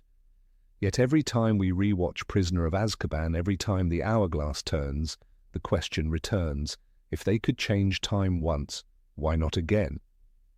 The silence that follows is the truest magic of all, the magic of narrative convenience, the one spell no wizard can undo. Number 21, Voldemort and the wand that hates him. Voldemort stood in the flickering firelight of Malfoy Manor, the Elder Wand gripped tightly in his pale, trembling hand. The most powerful wand ever created, a relic said to make its master invincible, and yet it felt wrong, heavy, unyielding. The wood did not hum to his touch as his old yew wand had once done. It remained silent, distant, almost defiant. Still, the Dark Lord convinced himself that this silence was only a test. He had waited too long, endured too much, to question his triumph now. The Elder Wand was his, and with it he would crush Harry Potter once and for all. And yet, this decision to test the wand on Harry remains one of the strangest and least logical moments in the entire Harry Potter saga. For a wizard who prided himself on cunning, Voldemort's choice defies reason. He had spent half of the Deathly Hallows searching for the wand, desecrating Dumbledore's tomb, committing an act that even many Death Eaters regarded as sacrilege. He had done it because he believed power lay in mastery of death itself. But once he held the wand, his very first thought was not strategy, not study, not experimentation. It was Harry Potter, always Harry Potter. This obsession blinded him. Voldemort had never truly understood wands because he never truly understood other people. His arrogance was his blindness. That boy's nothing, he told Bellatrix, dismissing the prophecy that connected their fates. Yet every move he made revolved around that very boy. In the Deathly Hallows, the narrative describes Voldemort's growing frustration. He felt no change in the Elder Wand. It did not seem to respond to his power as he had hoped. Still, instead of questioning his own understanding, he chose to aim the wand at the one person he had repeatedly failed to kill, the person his own magic had marked as its equal. Logically, Voldemort should have tested the wand on someone else, a prisoner from Azkaban perhaps, even a captured enemy, anything but Harry. But Voldemort was not a scientist. He was a tyrant driven by emotion, rage, fear, pride. These are not the tools of understanding, they are the tools of destruction. He wanted proof of his supremacy, not a test of the wand's obedience. Killing Harry was the ultimate confirmation of his power. If the Elder Wand could end the life that had so stubbornly defied him, then surely it must be his. And here lies the absurdity. Voldemort's greatest failure was not that he misunderstood the wand, but that he never questioned why it might resist him. The legend of the Deathly Hallows was ancient, whispered through centuries, but even a cursory look at the story of the Peverell brothers revealed a truth Voldemort ignored. Power taken by murder was unstable. Ownership by conquest was a curse disguised as victory. Yet Voldemort, the so-called Master of Death, never learned the lesson of the very fable he sought to dominate. The wand chooses the wizard, Ollivander had once said to Harry in The Philosopher's Stone. It's not always clear why. The irony could not be sharper. Voldemort, who despised that idea, treated wands as weapons of dominance, not relationships of will. To him, a wand was an instrument, not a partner. But the Elder Wand was no ordinary tool. It demanded loyalty. It recognized ownership through defeat, not through theft. By stealing it from Dumbledore's grave, Voldemort had won nothing but a relic that refused to serve him. The true master, as readers and viewers later discover, was Draco Malfoy, and after Draco's disarming, Harry Potter himself. This is what makes the scene so baffling when translated to the film version. We watch Voldemort surrounded by Death Eaters raising the Elder Wand as though it were an extension of his soul. He even uses it against Hogwarts, blasting open the castle's defences in a display of brute force. And yet when it comes time to prove its loyalty, he aims it at Harry, the same Harry whose blood magic, mother's protection, and shared soul fragment had made him invulnerable to Voldemort's curses again and again. It's as if Voldemort decided to test a parachute by jumping off a cliff before checking if it opened. There is also the matter of pride. Voldemort's hubris would not allow him to admit ignorance. He killed Snape because he believed Snape was the wand's true master, a tragic miscalculation. The Elder Wand cannot serve me properly because I am not its true master, he told Nagini in the Shrieking Shack, his voice cold and detached. The Elder Wand belongs to the wizard who killed its last owner. And in that one statement, he revealed just how little he understood. Snape had not killed Dumbledore by conquest. He had killed him by request, by mercy. The wand's allegiance had already shifted to Draco, who disarmed Dumbledore without killing him. Still, Voldemort chose to test the wand not by dueling Draco or proving mastery over another wizard, but by once again trying to destroy Harry Potter. In that single act, he exposed the very flaw that defined his character. He could not conceive of power as something that required understanding. To Voldemort, power was possession. To the wand, power was connection. And so, when he cast the killing curse in the Forbidden Forest, the Elder Wand refused him. It did not kill Harry. It destroyed the piece of Voldemort's own soul that lived within him. The moment is cinematic and tragic, but also ironic, to the point of absurdity. Voldemort, believing himself the master of death, effectively killed himself. The wand chose its true owner, and when it came time for the final duel, it turned against him. As Rowling wrote in The Deathly Hallows, Voldemort's own spell rebounded upon him. The greatest weapon in the world refused to serve a master unworthy of its loyalty. What's fascinating is how much of this complexity is lost in the movie. The film simplifies Voldemort's downfall into a series of explosions and special effects, making it appear as though his demise was purely physical. But in the book, the logics and irony was far deeper. Voldemort is undone not by Harry's strength, but by his own ignorance. He never understood that the power of the Elder Wand lay not in domination, but in loyalty. He could have tested it safely, even wisely, but arrogance clouded every decision. His need to kill Harry blinded him to every truth in front of him. If we follow Voldemort's supposed reasoning, it becomes even more nonsensical. Why test a newly acquired wand on a target who had already survived his killing curse multiple times? Why not ensure the wand works by using lesser spells on others first? He could have conjured fire, shattered stone, tested its precision. But no, his ego demanded a performance. He needed to prove to himself and his followers that the boy who lived would live no more. In doing so, he sealed his fate. In literary terms, this decision fits perfectly with Voldemort's tragic archetype. Like all fallen tyrants, his flaw is overconfidence. He seeks absolute control in a world governed by moral and magical laws he refuses to acknowledge. His confrontation with the Elder Wand is a symbolic echo of his entire life's philosophy. He tries to command what must be earned.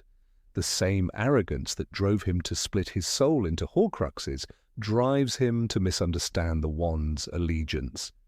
He believes mastery can be stolen. It cannot. Even within the logic of the wizarding world, his decision remains baffling. Every witch and wizard knew of wand law's complexities. Ollivander warned repeatedly that the wand learns from its master. Dumbledore himself explained to Harry that a wand's allegiance can change if it is won. These are not obscure facts. For Voldemort, a man obsessed with knowledge and power, to ignore them reveals something deeper. He had no patience for truth that did not flatter his vision. He was intelligent, but not wise. When Harry finally disarms Voldemort in the final duel, it is not brute force, but poetic justice. The wand flies to the true master's hand. Voldemort's body falls lifeless, consumed by the very curse he believed unstoppable. And yet, the absurdity lingers. The sense that it could have all been avoided had he taken a moment to understand the very tool he wielded. The greatest dark wizard in history was defeated not by love, nor prophecy, nor bravery, but by sheer ignorance. The irony of it all is painful and brilliant. Voldemort, who sought to conquer death and master magic, was undone by a misunderstanding fit for a first-year Hogwarts student. If he had paused, if he had tested the wand rationally, he might have seen that it refused him.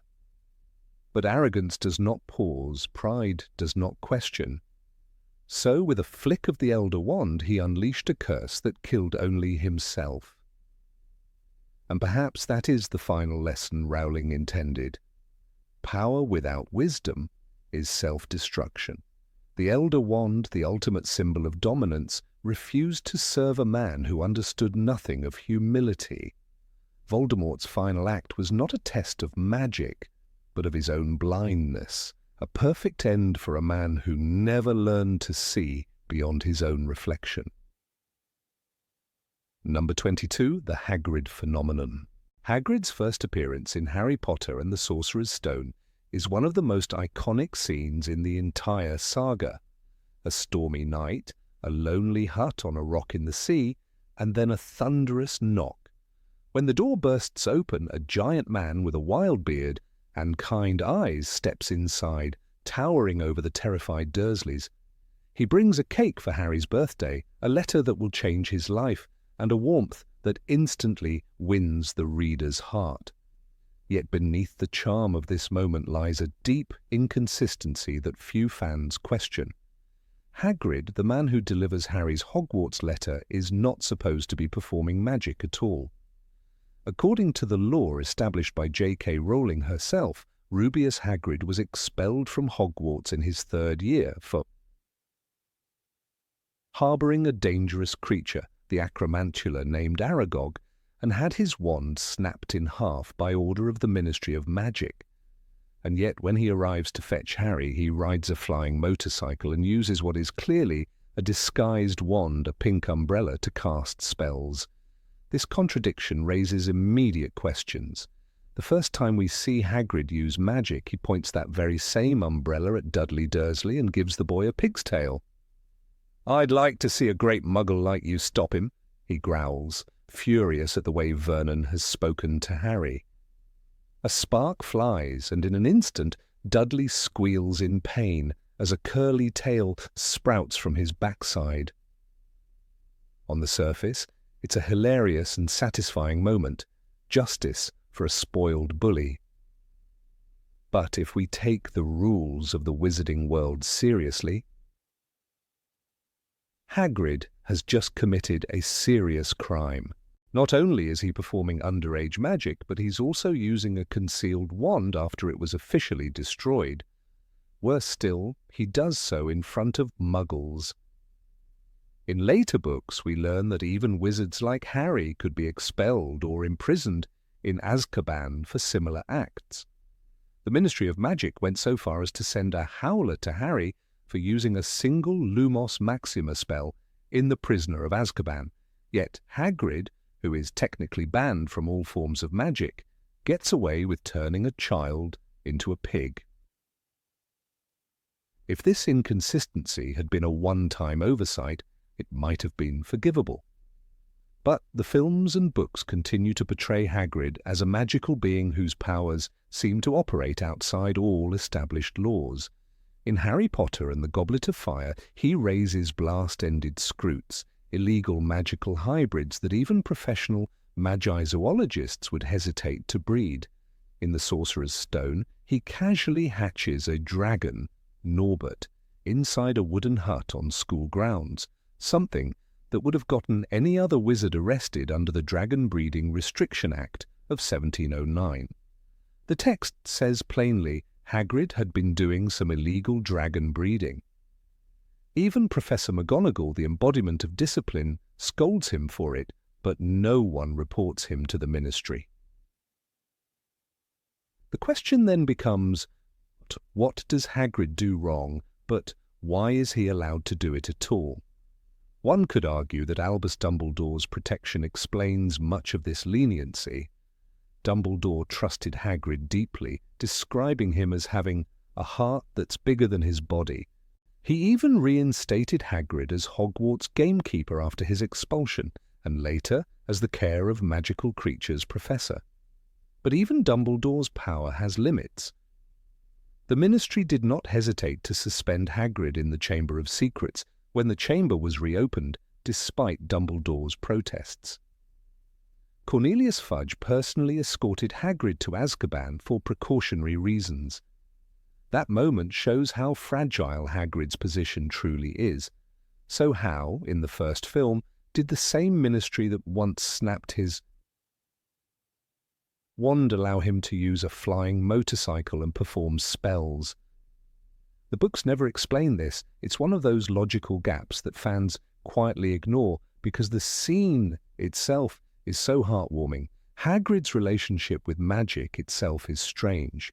He's not portrayed as particularly skillful with spells. His charms tend to backfire, his pumpkins grow to monstrous size, and his crossbreeds nearly explode. Yet his ability to use enchantments at all is evidence that his wand, hidden inside the umbrella, is functional. In the Philosopher's Stone, he lights a fire in the Dursleys' hut with a spark from the umbrella.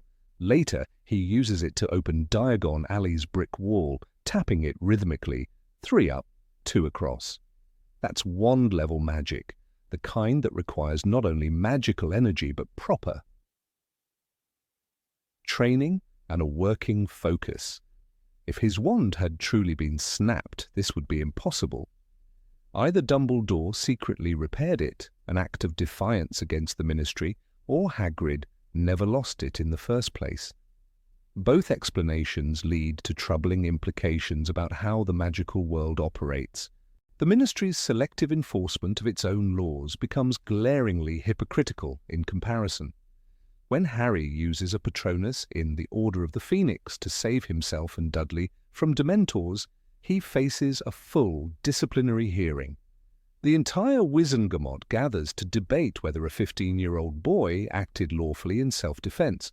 Meanwhile, Hagrid strolls through life casting spells from an umbrella, taming dangerous beasts, and transporting students on flying motorbikes, all without consequence. The inconsistency undermines the credibility of the wizarding legal system. It suggests that laws in Rowling's universe are enforced not through principle, but through favoritism. Hagrid is beloved, and therefore untouchable. Perhaps this favoritism extends beyond the Ministry's politics into the story's moral universe. Hagrid's half-giant heritage and gentle disposition make him an underdog, someone readers naturally sympathize with. He's kind to outcasts, loyal to Harry, and incapable of malice, but that emotional connection doesn't erase the logical problems. If the wizarding world's rules are meant to reflect justice, Hagrid's case exposes a clear double standard. He is simultaneously marginalized, mocked for his size, distrusted for his ancestry, and privileged, protected. By Dumbledore's influence, when the Chamber of Secrets opens, he's the first suspect.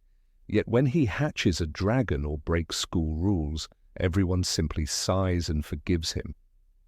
The same society that once feared him now conveniently overlooks his actions. That contradiction reveals how morality in the Harry Potter world often bends to sentiment rather than consistency. Even the scene where Hagrid receives the flying motorcycle from Sirius Black is riddled with questions. According to the timeline, Sirius was being hunted for the murder of Peter Pettigrew and 12 Muggles on that very same night. Yet somehow, before his arrest, he calmly lent his enchanted motorbike to Hagrid so that the half-giant could transport baby Harry. How could Hagrid, an expelled wizard, control a magical designed for an advanced wizard like Sirius? The film shows him landing smoothly on Privet Drive, coat flapping dramatically in the wind. But canonically, Hagrid should not even have a valid magical license. If Ministry law is to be believed, flying motorbikes fall under the Department of Magical Transportation's jurisdiction, requiring permits and spell regulation. Once again, logic yields to cinematic spectacle. One of the strangest aspects of Hagrid's story is how the consequences of his expulsion vanish after the first book. In the Chamber of Secrets, we're reminded of his past when Tom Riddle's diary reveals that Hagrid was once accused of opening the chamber and setting a monster loose. But by The Prisoner of Azkaban and beyond, the detail about his broken wand becomes little more than trivia. His pink umbrella appears again and again, functioning as a fully operational magical instrument. In the book's early chapters, Harry observes Hagrid raised his pink umbrella and tapped it twice on the wall. The stones obediently shift to reveal the entrance to Diagon Alley. If Rowling intended the wand to be irreparable, this scene makes no sense. The story never clarifies whether the umbrella is a repaired wand, a new one, or merely a conduit for innate magical power. It's an unanswered question that challenges the consistency of the entire world-building framework. There's also the issue of magical traceability. In the wizarding world, the Ministry can detect underage magic through a system called the Trace. It tracks spell activity around minors, as seen when Harry is accused of blowing up Aunt Marge. But Hagrid's use of magic doesn't seem to trigger any alarms, even though he's casting spells in front of muggles. This could suggest that the Trace only applies to registered wands, which would explain why the Ministry ignores Hagrid. His wand was officially destroyed. Yet that interpretation creates a loophole so large it undermines the entire system. If an unregistered wand can bypass detection, then anyone, from dark wizards to escaped convicts, could perform magic without oversight. Hagrid becomes living proof of how poorly the magical government controls its citizens. Another example of Hagrid's impossible freedom comes in The Goblet of Fire, when Rita Skeeter exposes his half-giant parentage in the Daily Prophet. The article triggers a brief scandal, but again, nothing comes of it legally. The Ministry, which is quick to regulate every magical creature and human-wizard hybrid, takes no official action. This is the same government that classifies house elves as property and werewolves as dangerous beings, yet Hagrid, a half-giant who routinely interacts with students and keeps lethal monsters as pets, faces no disciplinary hearing. It's as if the world itself bends around him, refusing to hold him accountable because doing so would shatter the story's emotional balance. The irony is that Hagrid's defiance of logic is exactly what makes him so beloved. He embodies the heart-over-head ethos that runs through the entire series. While the Ministry obsesses over rules and bureaucracy, Hagrid represents instinct, kindness, and loyalty. When he raises Norbert the dragon, he does so out of pure wonder, not arrogance.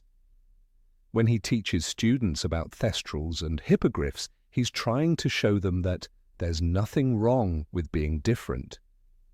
His disregard for the law feels forgivable because it aligns with moral goodness. Yet that emotional justification doesn't erase the inconsistency, it highlights it. The wizarding world punishes those who break rules for selfish reasons, but excuses those who break them for love. Hagrid's existence becomes a moral paradox, a character whose every act of magic is technically illegal, yet whose purity of heart makes him untouchable. Even within the narrative, other characters recognize Hagrid's contradictions. Hermione constantly worries about his recklessness, saying, "Honestly, Hagrid, you live in a wooden house," when he keeps a fire-breathing dragon inside. McGonagall sighs but rarely intervenes. Dumbledore smiles knowingly, as if even he has given up trying to make sense of it. These reactions reinforce the idea that the story itself treats Hagrid as a rule beyond rules. He is chaos wrapped in compassion, the magical world's friendly outlaw. His behavior only makes sense if we accept that logic does not apply to him. Ultimately, the phenomenon of Hagrid reveals one of the strangest truths about the Harry Potter universe. Laws and logic bend when the story needs them to. Magic, for all its elaborate structure, serves emotion more than realism. Hagrid's pink umbrella, his flying motorcycle, his illegal dragons, all of it survives not because it's logical, but because it feels right. He breaks every law of the wizarding world, and yet no one truly wants to see him punished. In the end, the audience, like Dumbledore and the Ministry, simply forgives him. Hagrid is the embodiment of the series' emotional core, a symbol of love, loyalty, and imperfection, and perhaps that's why he can do what no other wizard can, defy both the Ministry and the laws of logic, and still remain everyone's favourite giant. Number 23, the forgotten basilisk deep under Hogwarts, where shadows dance across ancient stone. A corpse lies untouched for years, a monster that once terrified every student and almost brought the school to ruin. The basilisk, slain by Harry Potter in the Chamber of Secrets, remains a silent and unsettling reminder of one of the darkest moments in Hogwarts history.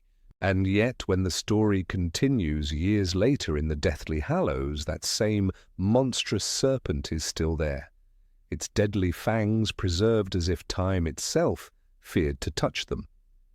It's one of the strangest, most illogical moments in the entire film saga, a forgotten creature that no one ever bothered to remove. As though an enormous snake carcass beneath the castle were perfectly normal. Let's recall what actually happened. In the Chamber of Secrets, the climax is intense. Harry battles a basilisk the size of a train deep within the underground lair Salazar Slytherin built 1,000 years ago, armed only with Godric Gryffindor's sword and aided by Fawkes the Phoenix. He drives the blade through the serpent's skull. The basilisk convulsed, twitched, and then lay quite still, the book reads. Harry pulls a fang from its mouth, the venom searing through his arm, and the creature dies. It's a heroic ending. Ginny Weasley is saved, Tom Riddle's diary is destroyed, the school is restored to safety. But what happens after that? Nothing is said. No professors descend into the chamber. No Ministry. Officials come to examine the monster. The story simply ends, as though the entire catastrophe vanished overnight. The films, of course, are even stranger in this regard. The chamber closes with joyful music, students cheering, and Dumbledore smiling at the feast. Nobody seems remotely concerned that somewhere under the school lies a giant rotting snake with venom powerful enough to kill a dozen wizards instantly. Hogwarts, a place famous for its magical maintenance and protection spells, apparently forgets all about sanitation the moment the danger passes. The castle can repair broken walls with a wave of a wand, yet no one thought to send a single house elf to dispose of a 60-foot carcass. This would already be odd enough, but then comes the moment in the Deathly Hallows, part 2, that makes it downright absurd. Years later, when Harry, Ron, and Hermione return to Hogwarts to find and destroy the final Horcruxes, Hermione suddenly says she knows where they can find something strong enough to destroy them, a basilisk fang. They descend once again into the Chamber of Secrets. The door opens. The lair is exactly as Harry left it years ago. The basilisk skeleton is still there, clean, enormous, and perfectly preserved. Harry simply breaks off a fang as if it were a piece of furniture that had been sitting there all along. Not only is the body still there, but it has somehow not decomposed or decayed in the slightest. The question practically screams to be asked: how? How could a creature that size, made of flesh and blood, remain intact for years in the damp underground of a medieval castle? Even if we assume some residual magic, shouldn't someone have noticed the stench?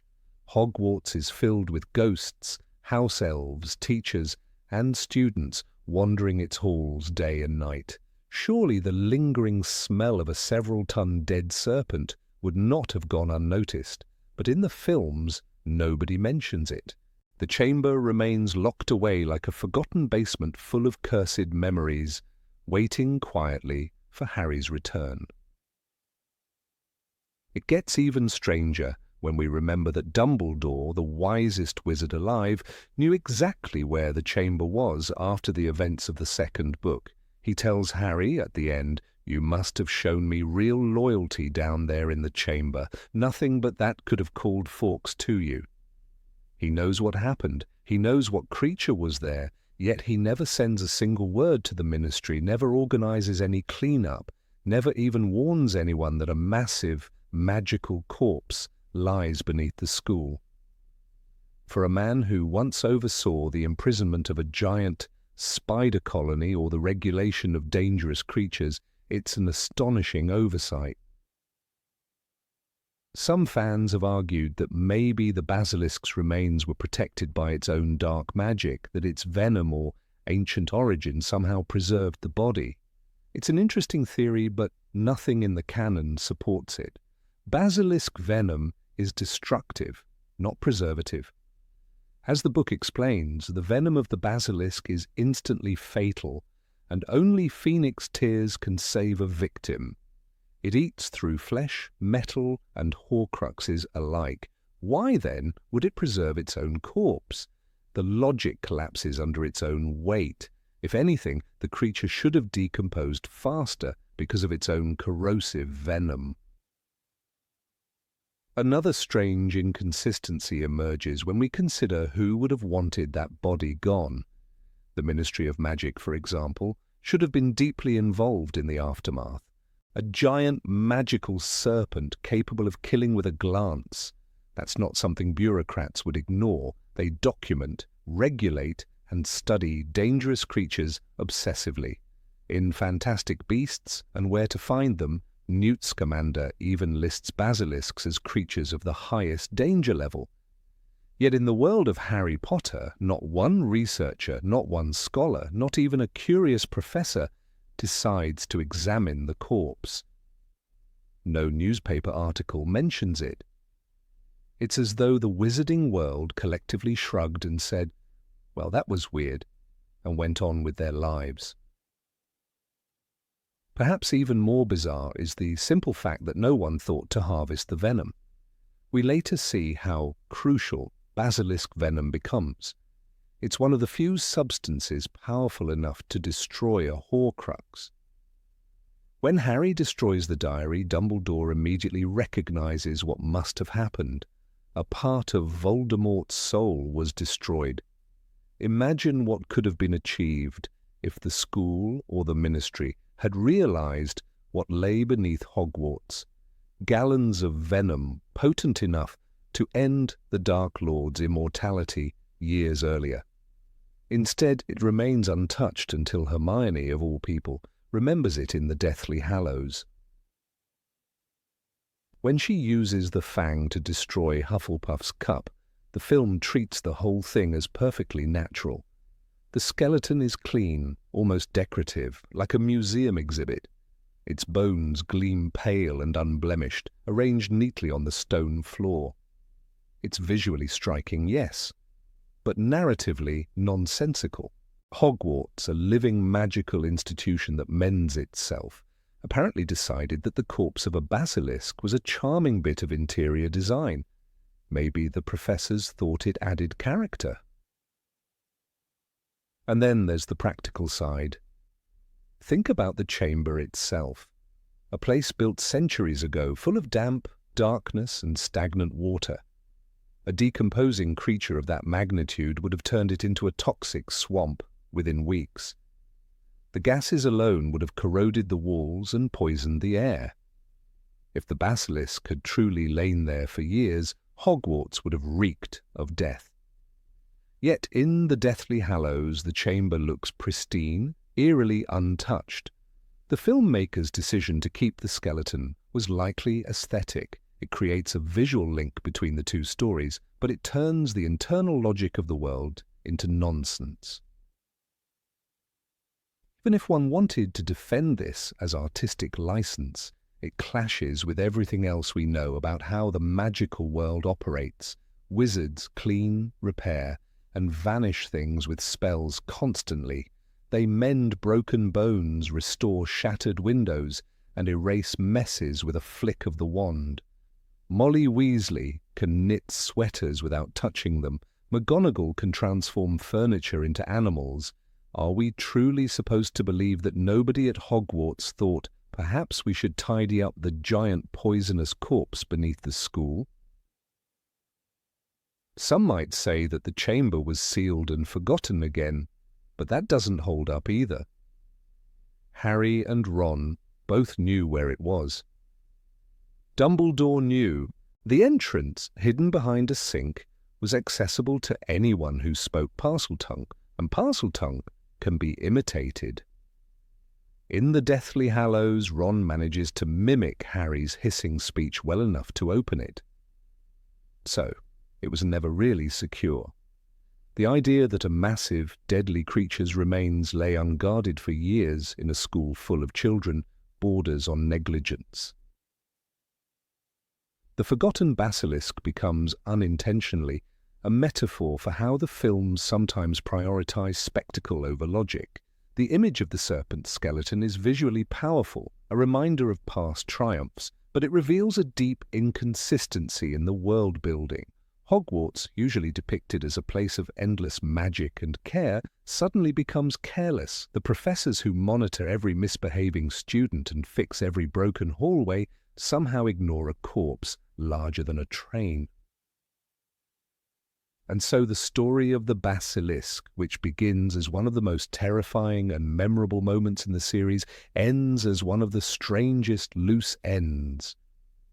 A creature that could kill with a glance, whose venom can destroy immortal souls, is left to rot, or rather, not rot, in the bowels of the greatest magical school in Britain.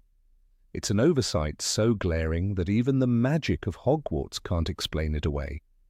The forgotten basilisk lies there still in the imagination of fans, not as a monster, but as a symbol of the peculiar logic that sometimes haunts even the most beloved stories. Number 24. Who cleans up after the battles? After the Battle of Hogwarts, the Great Hall was a ruin of shattered stone, scorched banners and broken wands. Bodies lay beneath the floating candles that flickered weakly, their light struggling through the dust and smoke.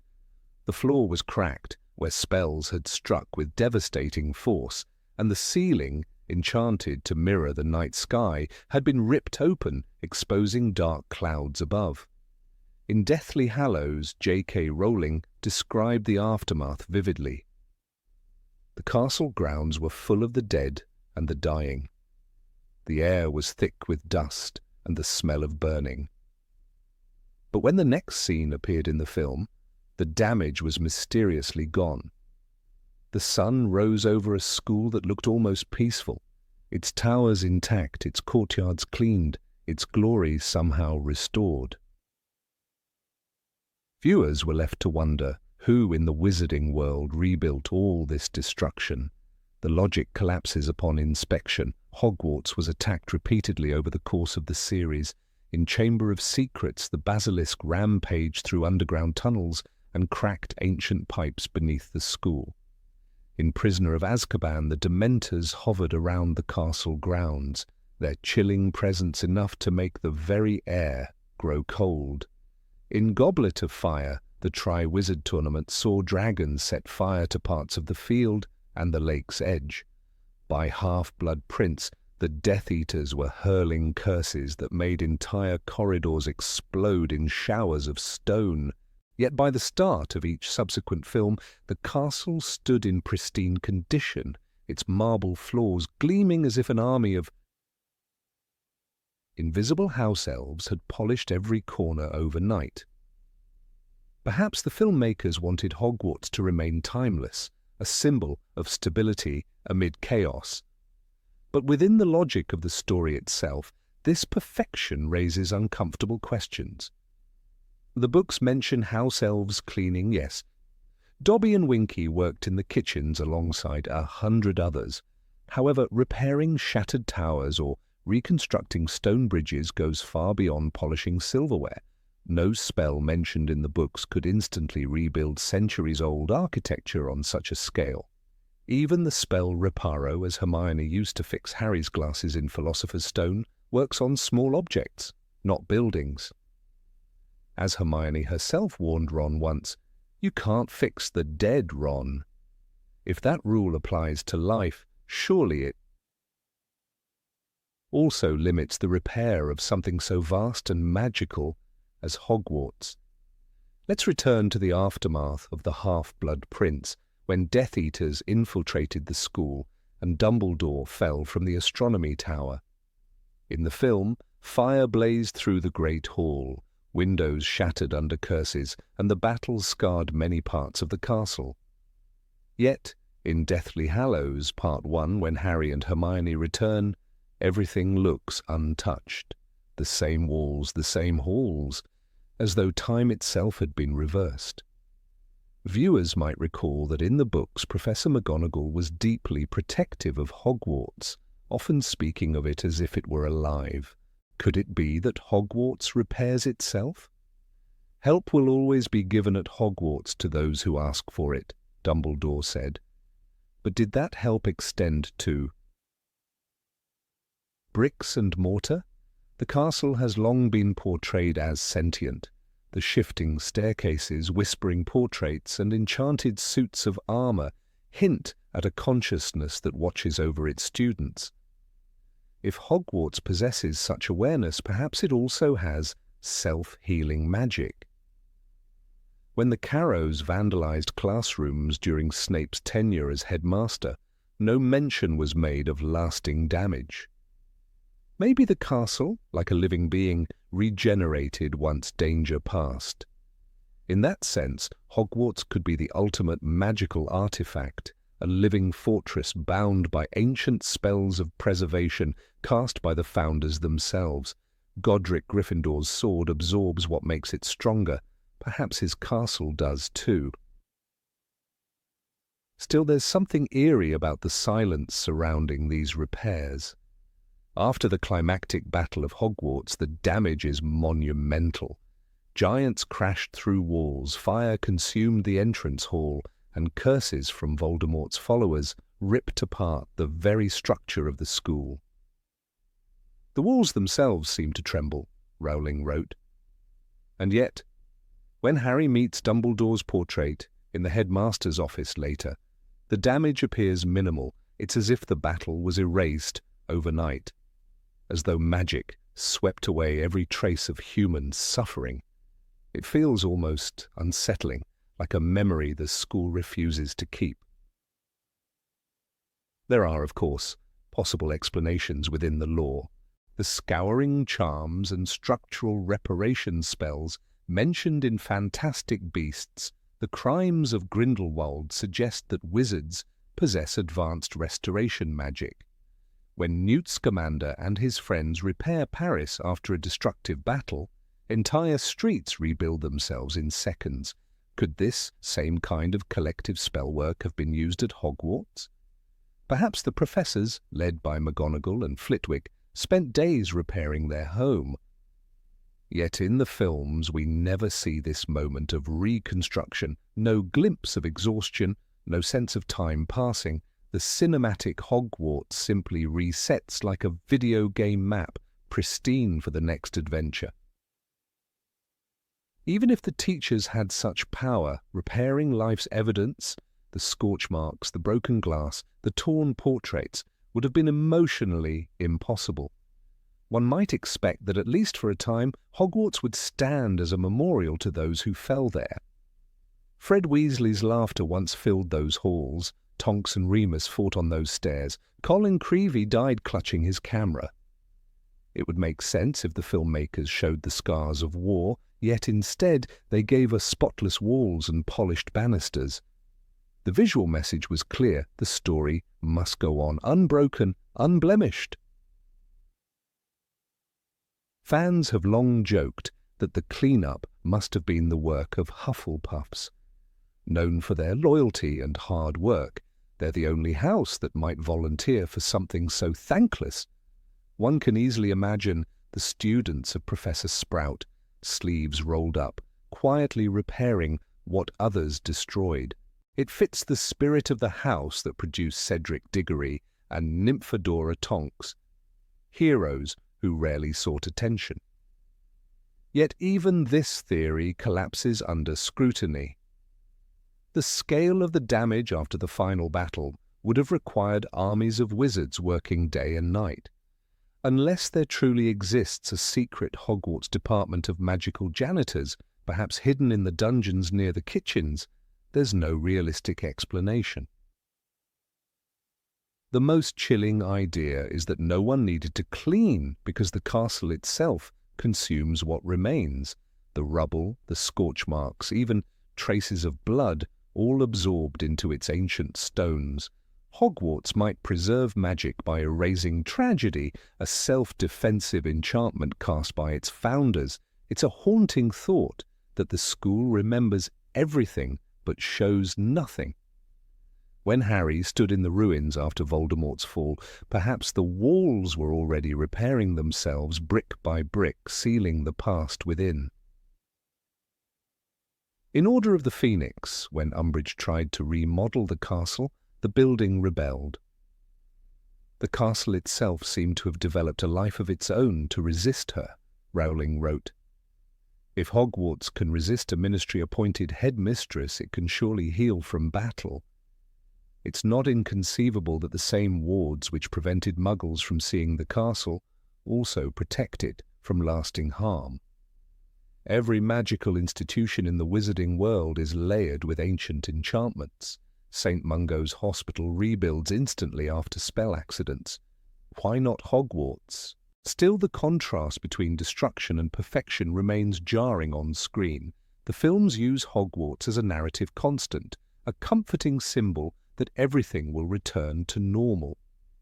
It's cinematic shorthand for closure, but in doing so, the movies strip away the realism and gravity that the books preserved. Rowling's text never fully cleaned up the battle. The bodies remained, the grief lingered.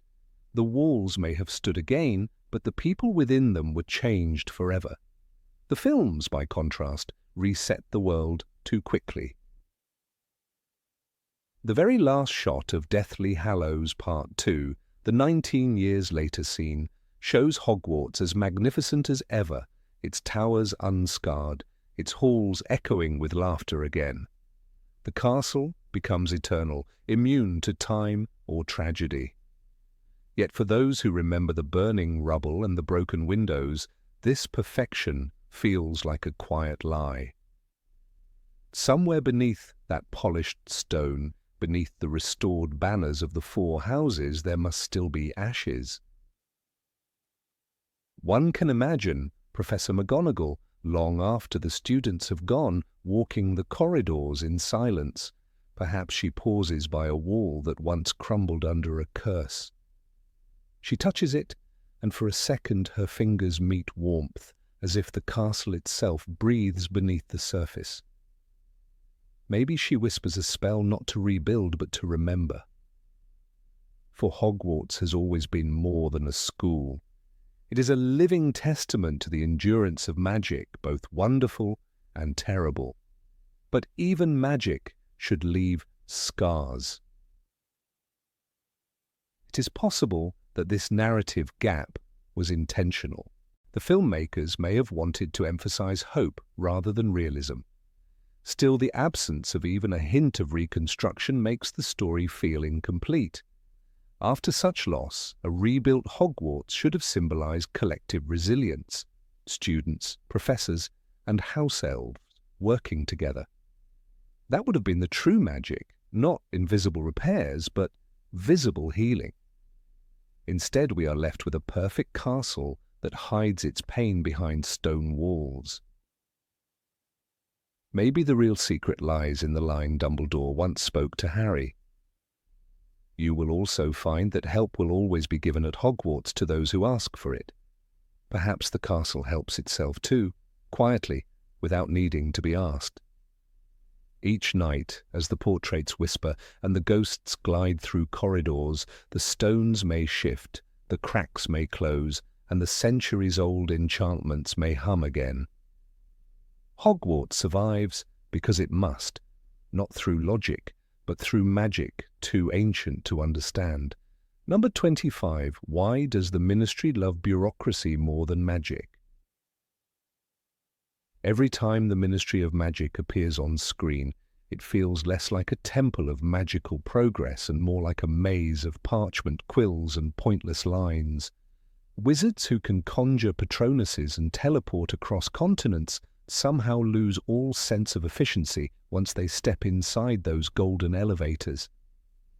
You can wave a wand to repair a shattered bone, but if you want to register a broomstick, you'll need to sign at least 3 forms, wait in line, and probably deal with a clerk who insists on proper procedure. The irony is sharp, and a world capable of miracles trapped in its own paperwork.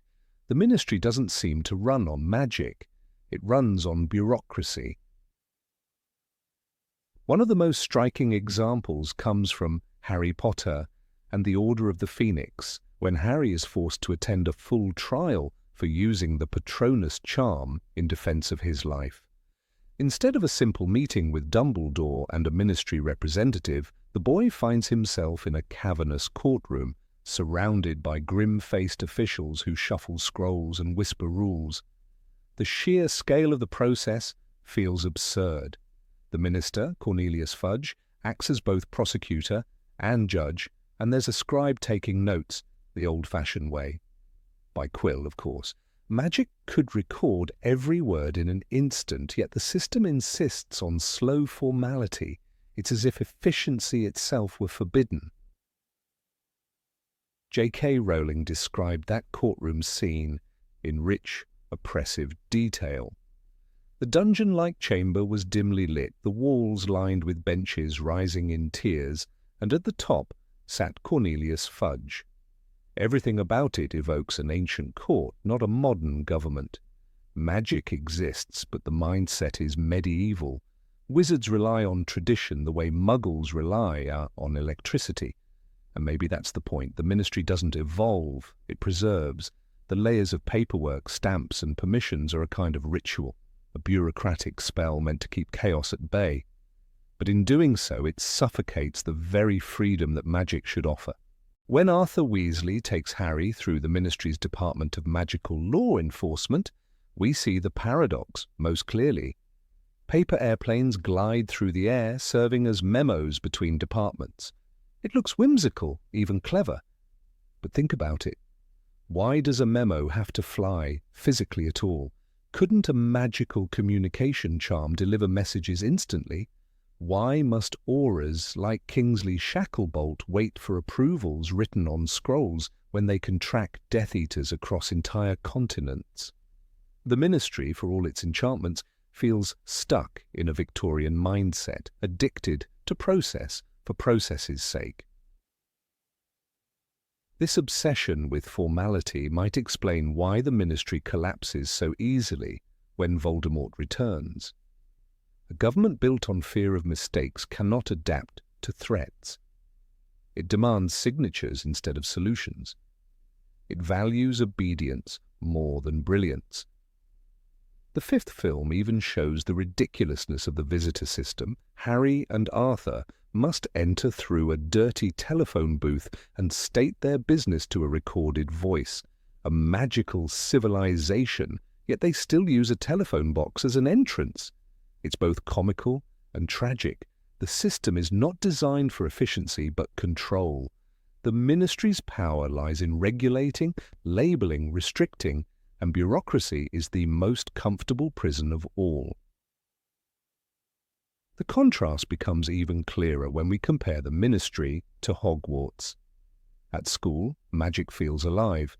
Staircases move, paintings talk, food appears out of thin air. There's chaos, yes, but also creativity. In the Ministry, everything is static and cold. Even the magical objects there, the self-writing quills, the enchanted elevators, serve to maintain order, not to create wonder. They automate repetition, not innovation. It's the difference between a spell that inspires and a spell that enslaves. The Ministry's magic is utilitarian, stripped of imagination. There's something deeply human in this absurdity. Wizards might have power, but they remain creatures of habit. The Ministry's endless corridors, filled with rows of desks and weary employees, mirror the worst parts of the Muggle world. It's almost as if ruling wanted to show that even in a realm of wands and wonders, human nature bends toward red tape. "The world isn't split into good people and Death Eaters," Sirius once said. He was right. It's split between those who use power to free and those who use it to control. Bureaucracy is just another kind of control. Perhaps the greatest irony lies in how little faith wizards have in their own magic. They enchant teapots to sing and portraits to gossip, yet they don't trust spells to manage their archives. Instead, they drown themselves in parchment. The records room, mentioned in The Deathly Hallows, is filled with dusty files dating back centuries. Why not store them in magically preserved crystals? Why not let enchanted runes sort and retrieve information instantly? The tools exist, but the culture resists change. Progress, in the wizarding world, is almost taboo. It's no wonder that the Ministry fails to recognize Voldemort's return. When everything depends on stamps and seals, truth becomes just another form to file. "You're telling me you know who is back?" Fudge sneers, refusing to believe Dumbledore, not because he lacks evidence, but because acknowledging it would break protocol. The bureaucracy protects itself first. In that sense, the Ministry isn't just inefficient, it's dangerous. The system's rigidity blinds it to reality. Even in moments of crisis, the Ministry's answer is always another department, another regulation. After the fall of the Triwizard Tournament, they create new oversight offices. When Dumbledore's army emerges, they dispatch Dolores Umbridge, a woman who embodies paperwork as ideology. Her pink office, filled with kitten plates and rulebooks, becomes a perfect symbol of this madness. She doesn't fight rebellion with force. She fights it with forms, decrees, and detentions. Progress for progress's sake must be discouraged, she declares. That single sentence reveals everything wrong with wizard governance. Magic serves law, not life. The absurdity continues even in the simplest things. To travel by Flu network, one must register fireplaces. To operate a portkey, one must obtain permission. To own a wand, one must follow Ministry guidelines. The most natural acts of wizardry is movement, creation, communication, all filtered through approval chains. It's as if the Ministry exists to convince wizards they need it. The layers of control become invisible, normalized, even romanticized. Bureaucracy becomes a cultural identity. And yet beneath all the mockery there's a chilling logic to the nonsense. Bureaucracy, after all, is power disguised as procedure. A minister like Fudge or Scrimgeour doesn't need to cast spells to control others. He just needs to slow them down. A delayed permit can ruin an aura's mission. A misplaced file can erase a wizard's rights. Bureaucracy replaces duels with documents, and no counter-curse can undo a lost form. That's the Ministry's real magic. Domination through inefficiency. The filmmakers captured this paradox brilliantly. The Ministry scenes feel sterile and mechanical, flooded with identical workers, each clutching scrolls like shields. The sound of scratching quills replaces the hum of spells. Even when the Death Eaters seize control, nothing changes in form, only in purpose. The same desks, the same paperwork, now serve darker masters. It suggests that evil doesn't always arrive with curses and cloaks. Sometimes it comes in memos and meetings. Maybe the wizarding world's refusal to modernize is more than stubbornness, it's fear. Fear that if everything became effortless, they would lose their sense of importance. Bureaucracy gives structure to chaos. For a society built on magic, that structure feels comforting, but comfort can turn into complacency. When wizards stop questioning why they need 10 departments to regulate dragons or why a quill must copy a signature 3 times, they stop being curious. They stop being truly magical. The Ministry of Magic stands ultimately as Rowling's quiet satire of our own world. We see ourselves in those endless lines, those pointless forms, those clerks drowning in enchanted paper. The tragedy isn't that they forgot how to use magic, but it's that they use it only to reinforce the system that limits them. The absurdity isn't accidental, it's prophetic. The more power you have, the more you invent rules to control it. And that is perhaps the darkest spell of all. Number 26. Why wizards never use magic at home. It is impossible to watch the Harry Potter films without noticing one strange, persistent question. Why do wizards never use magic for everyday life? They conjure fire in battle, repair bones, and even resurrect the dead in moments of crisis, yet their homes look as if time stopped in the 17th century. The Ministry of Magic operates like a medieval court, and even the greatest wizards live surrounded by dusty candles, crooked furniture, and endless drafts. It is a world that could create miracles, but chooses instead to boil tea by hand. The contradiction is not just visual, it feels almost philosophical. What does it mean that a civilization of magic refuses to make life easier for itself? Consider the Weasley family, the purest example of magical domestic life in the series. The Burrow, their chaotic but loving home, is described in the books as a jumble of mismatched furniture and crooked walls. In Harry Potter and the Chamber of Secrets, Rowling writes that the ghoul in the attic howled and banged pipes whenever it pleased. There are self-washing dishes and a clock that shows the location of each family member, but the overall atmosphere remains primitive. The Weasleys, a family with 7 children and 2 fully qualified wizards as parents, still cook on a stove, patch clothing and hang laundry. If Molly Weasley can make knitting needles move by themselves, why not enchant the house to heat itself, clean itself, or provide running water without plumbing? The films make this absurdity even more obvious.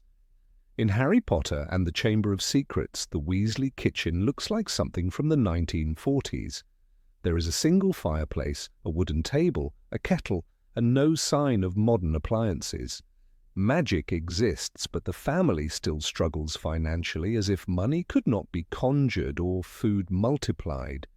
Arthur Weasley works at the Ministry in a low-paying job, fascinated by Muggle inventions. His obsession with electricity, plugs and cars highlights the absurd gap between worlds. Wizards are capable of teleportation, yet they stare in awe at batteries.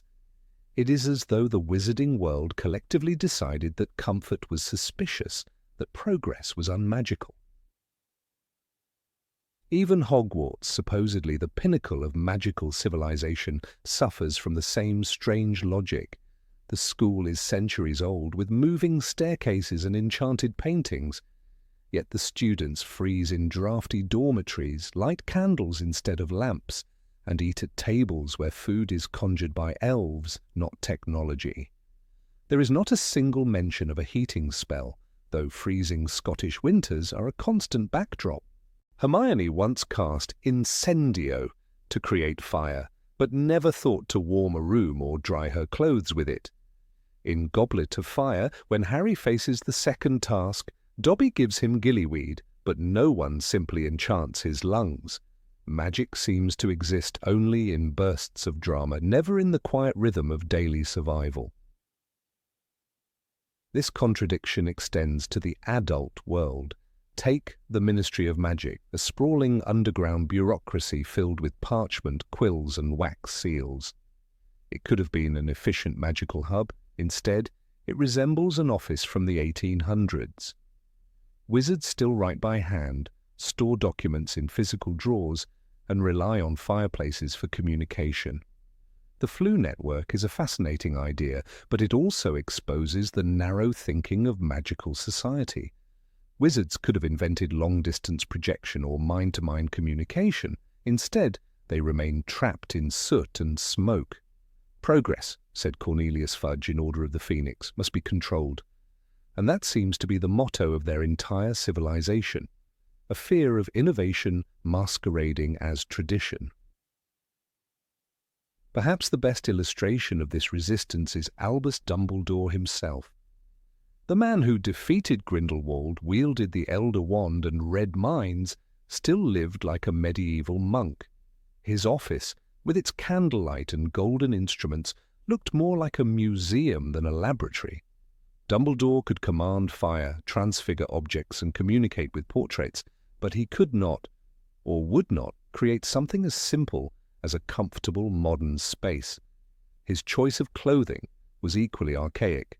Dumbledore was wearing a long purple cloak with stars embroidered on it, Rowling writes in Philosopher's Stone. It feels almost symbolic, a genius trapped in nostalgia. What makes this world even stranger is that it exists alongside modern Britain. Wizards hide in plain sight, blending into a society with electricity, hospitals, and public transport. The Dursleys live in a normal suburban house with televisions, fridges, and plumbing. When Harry first enters the leaky cauldron, the contrast is striking. It feels like stepping into another century. Wizards could easily integrate modern comfort into their lives, but they deliberately choose isolation and discomfort. They look at Muggle inventions with suspicion, as though progress might dissolve their magic. The irony is painful. People who can bend reality fear the power of a toaster.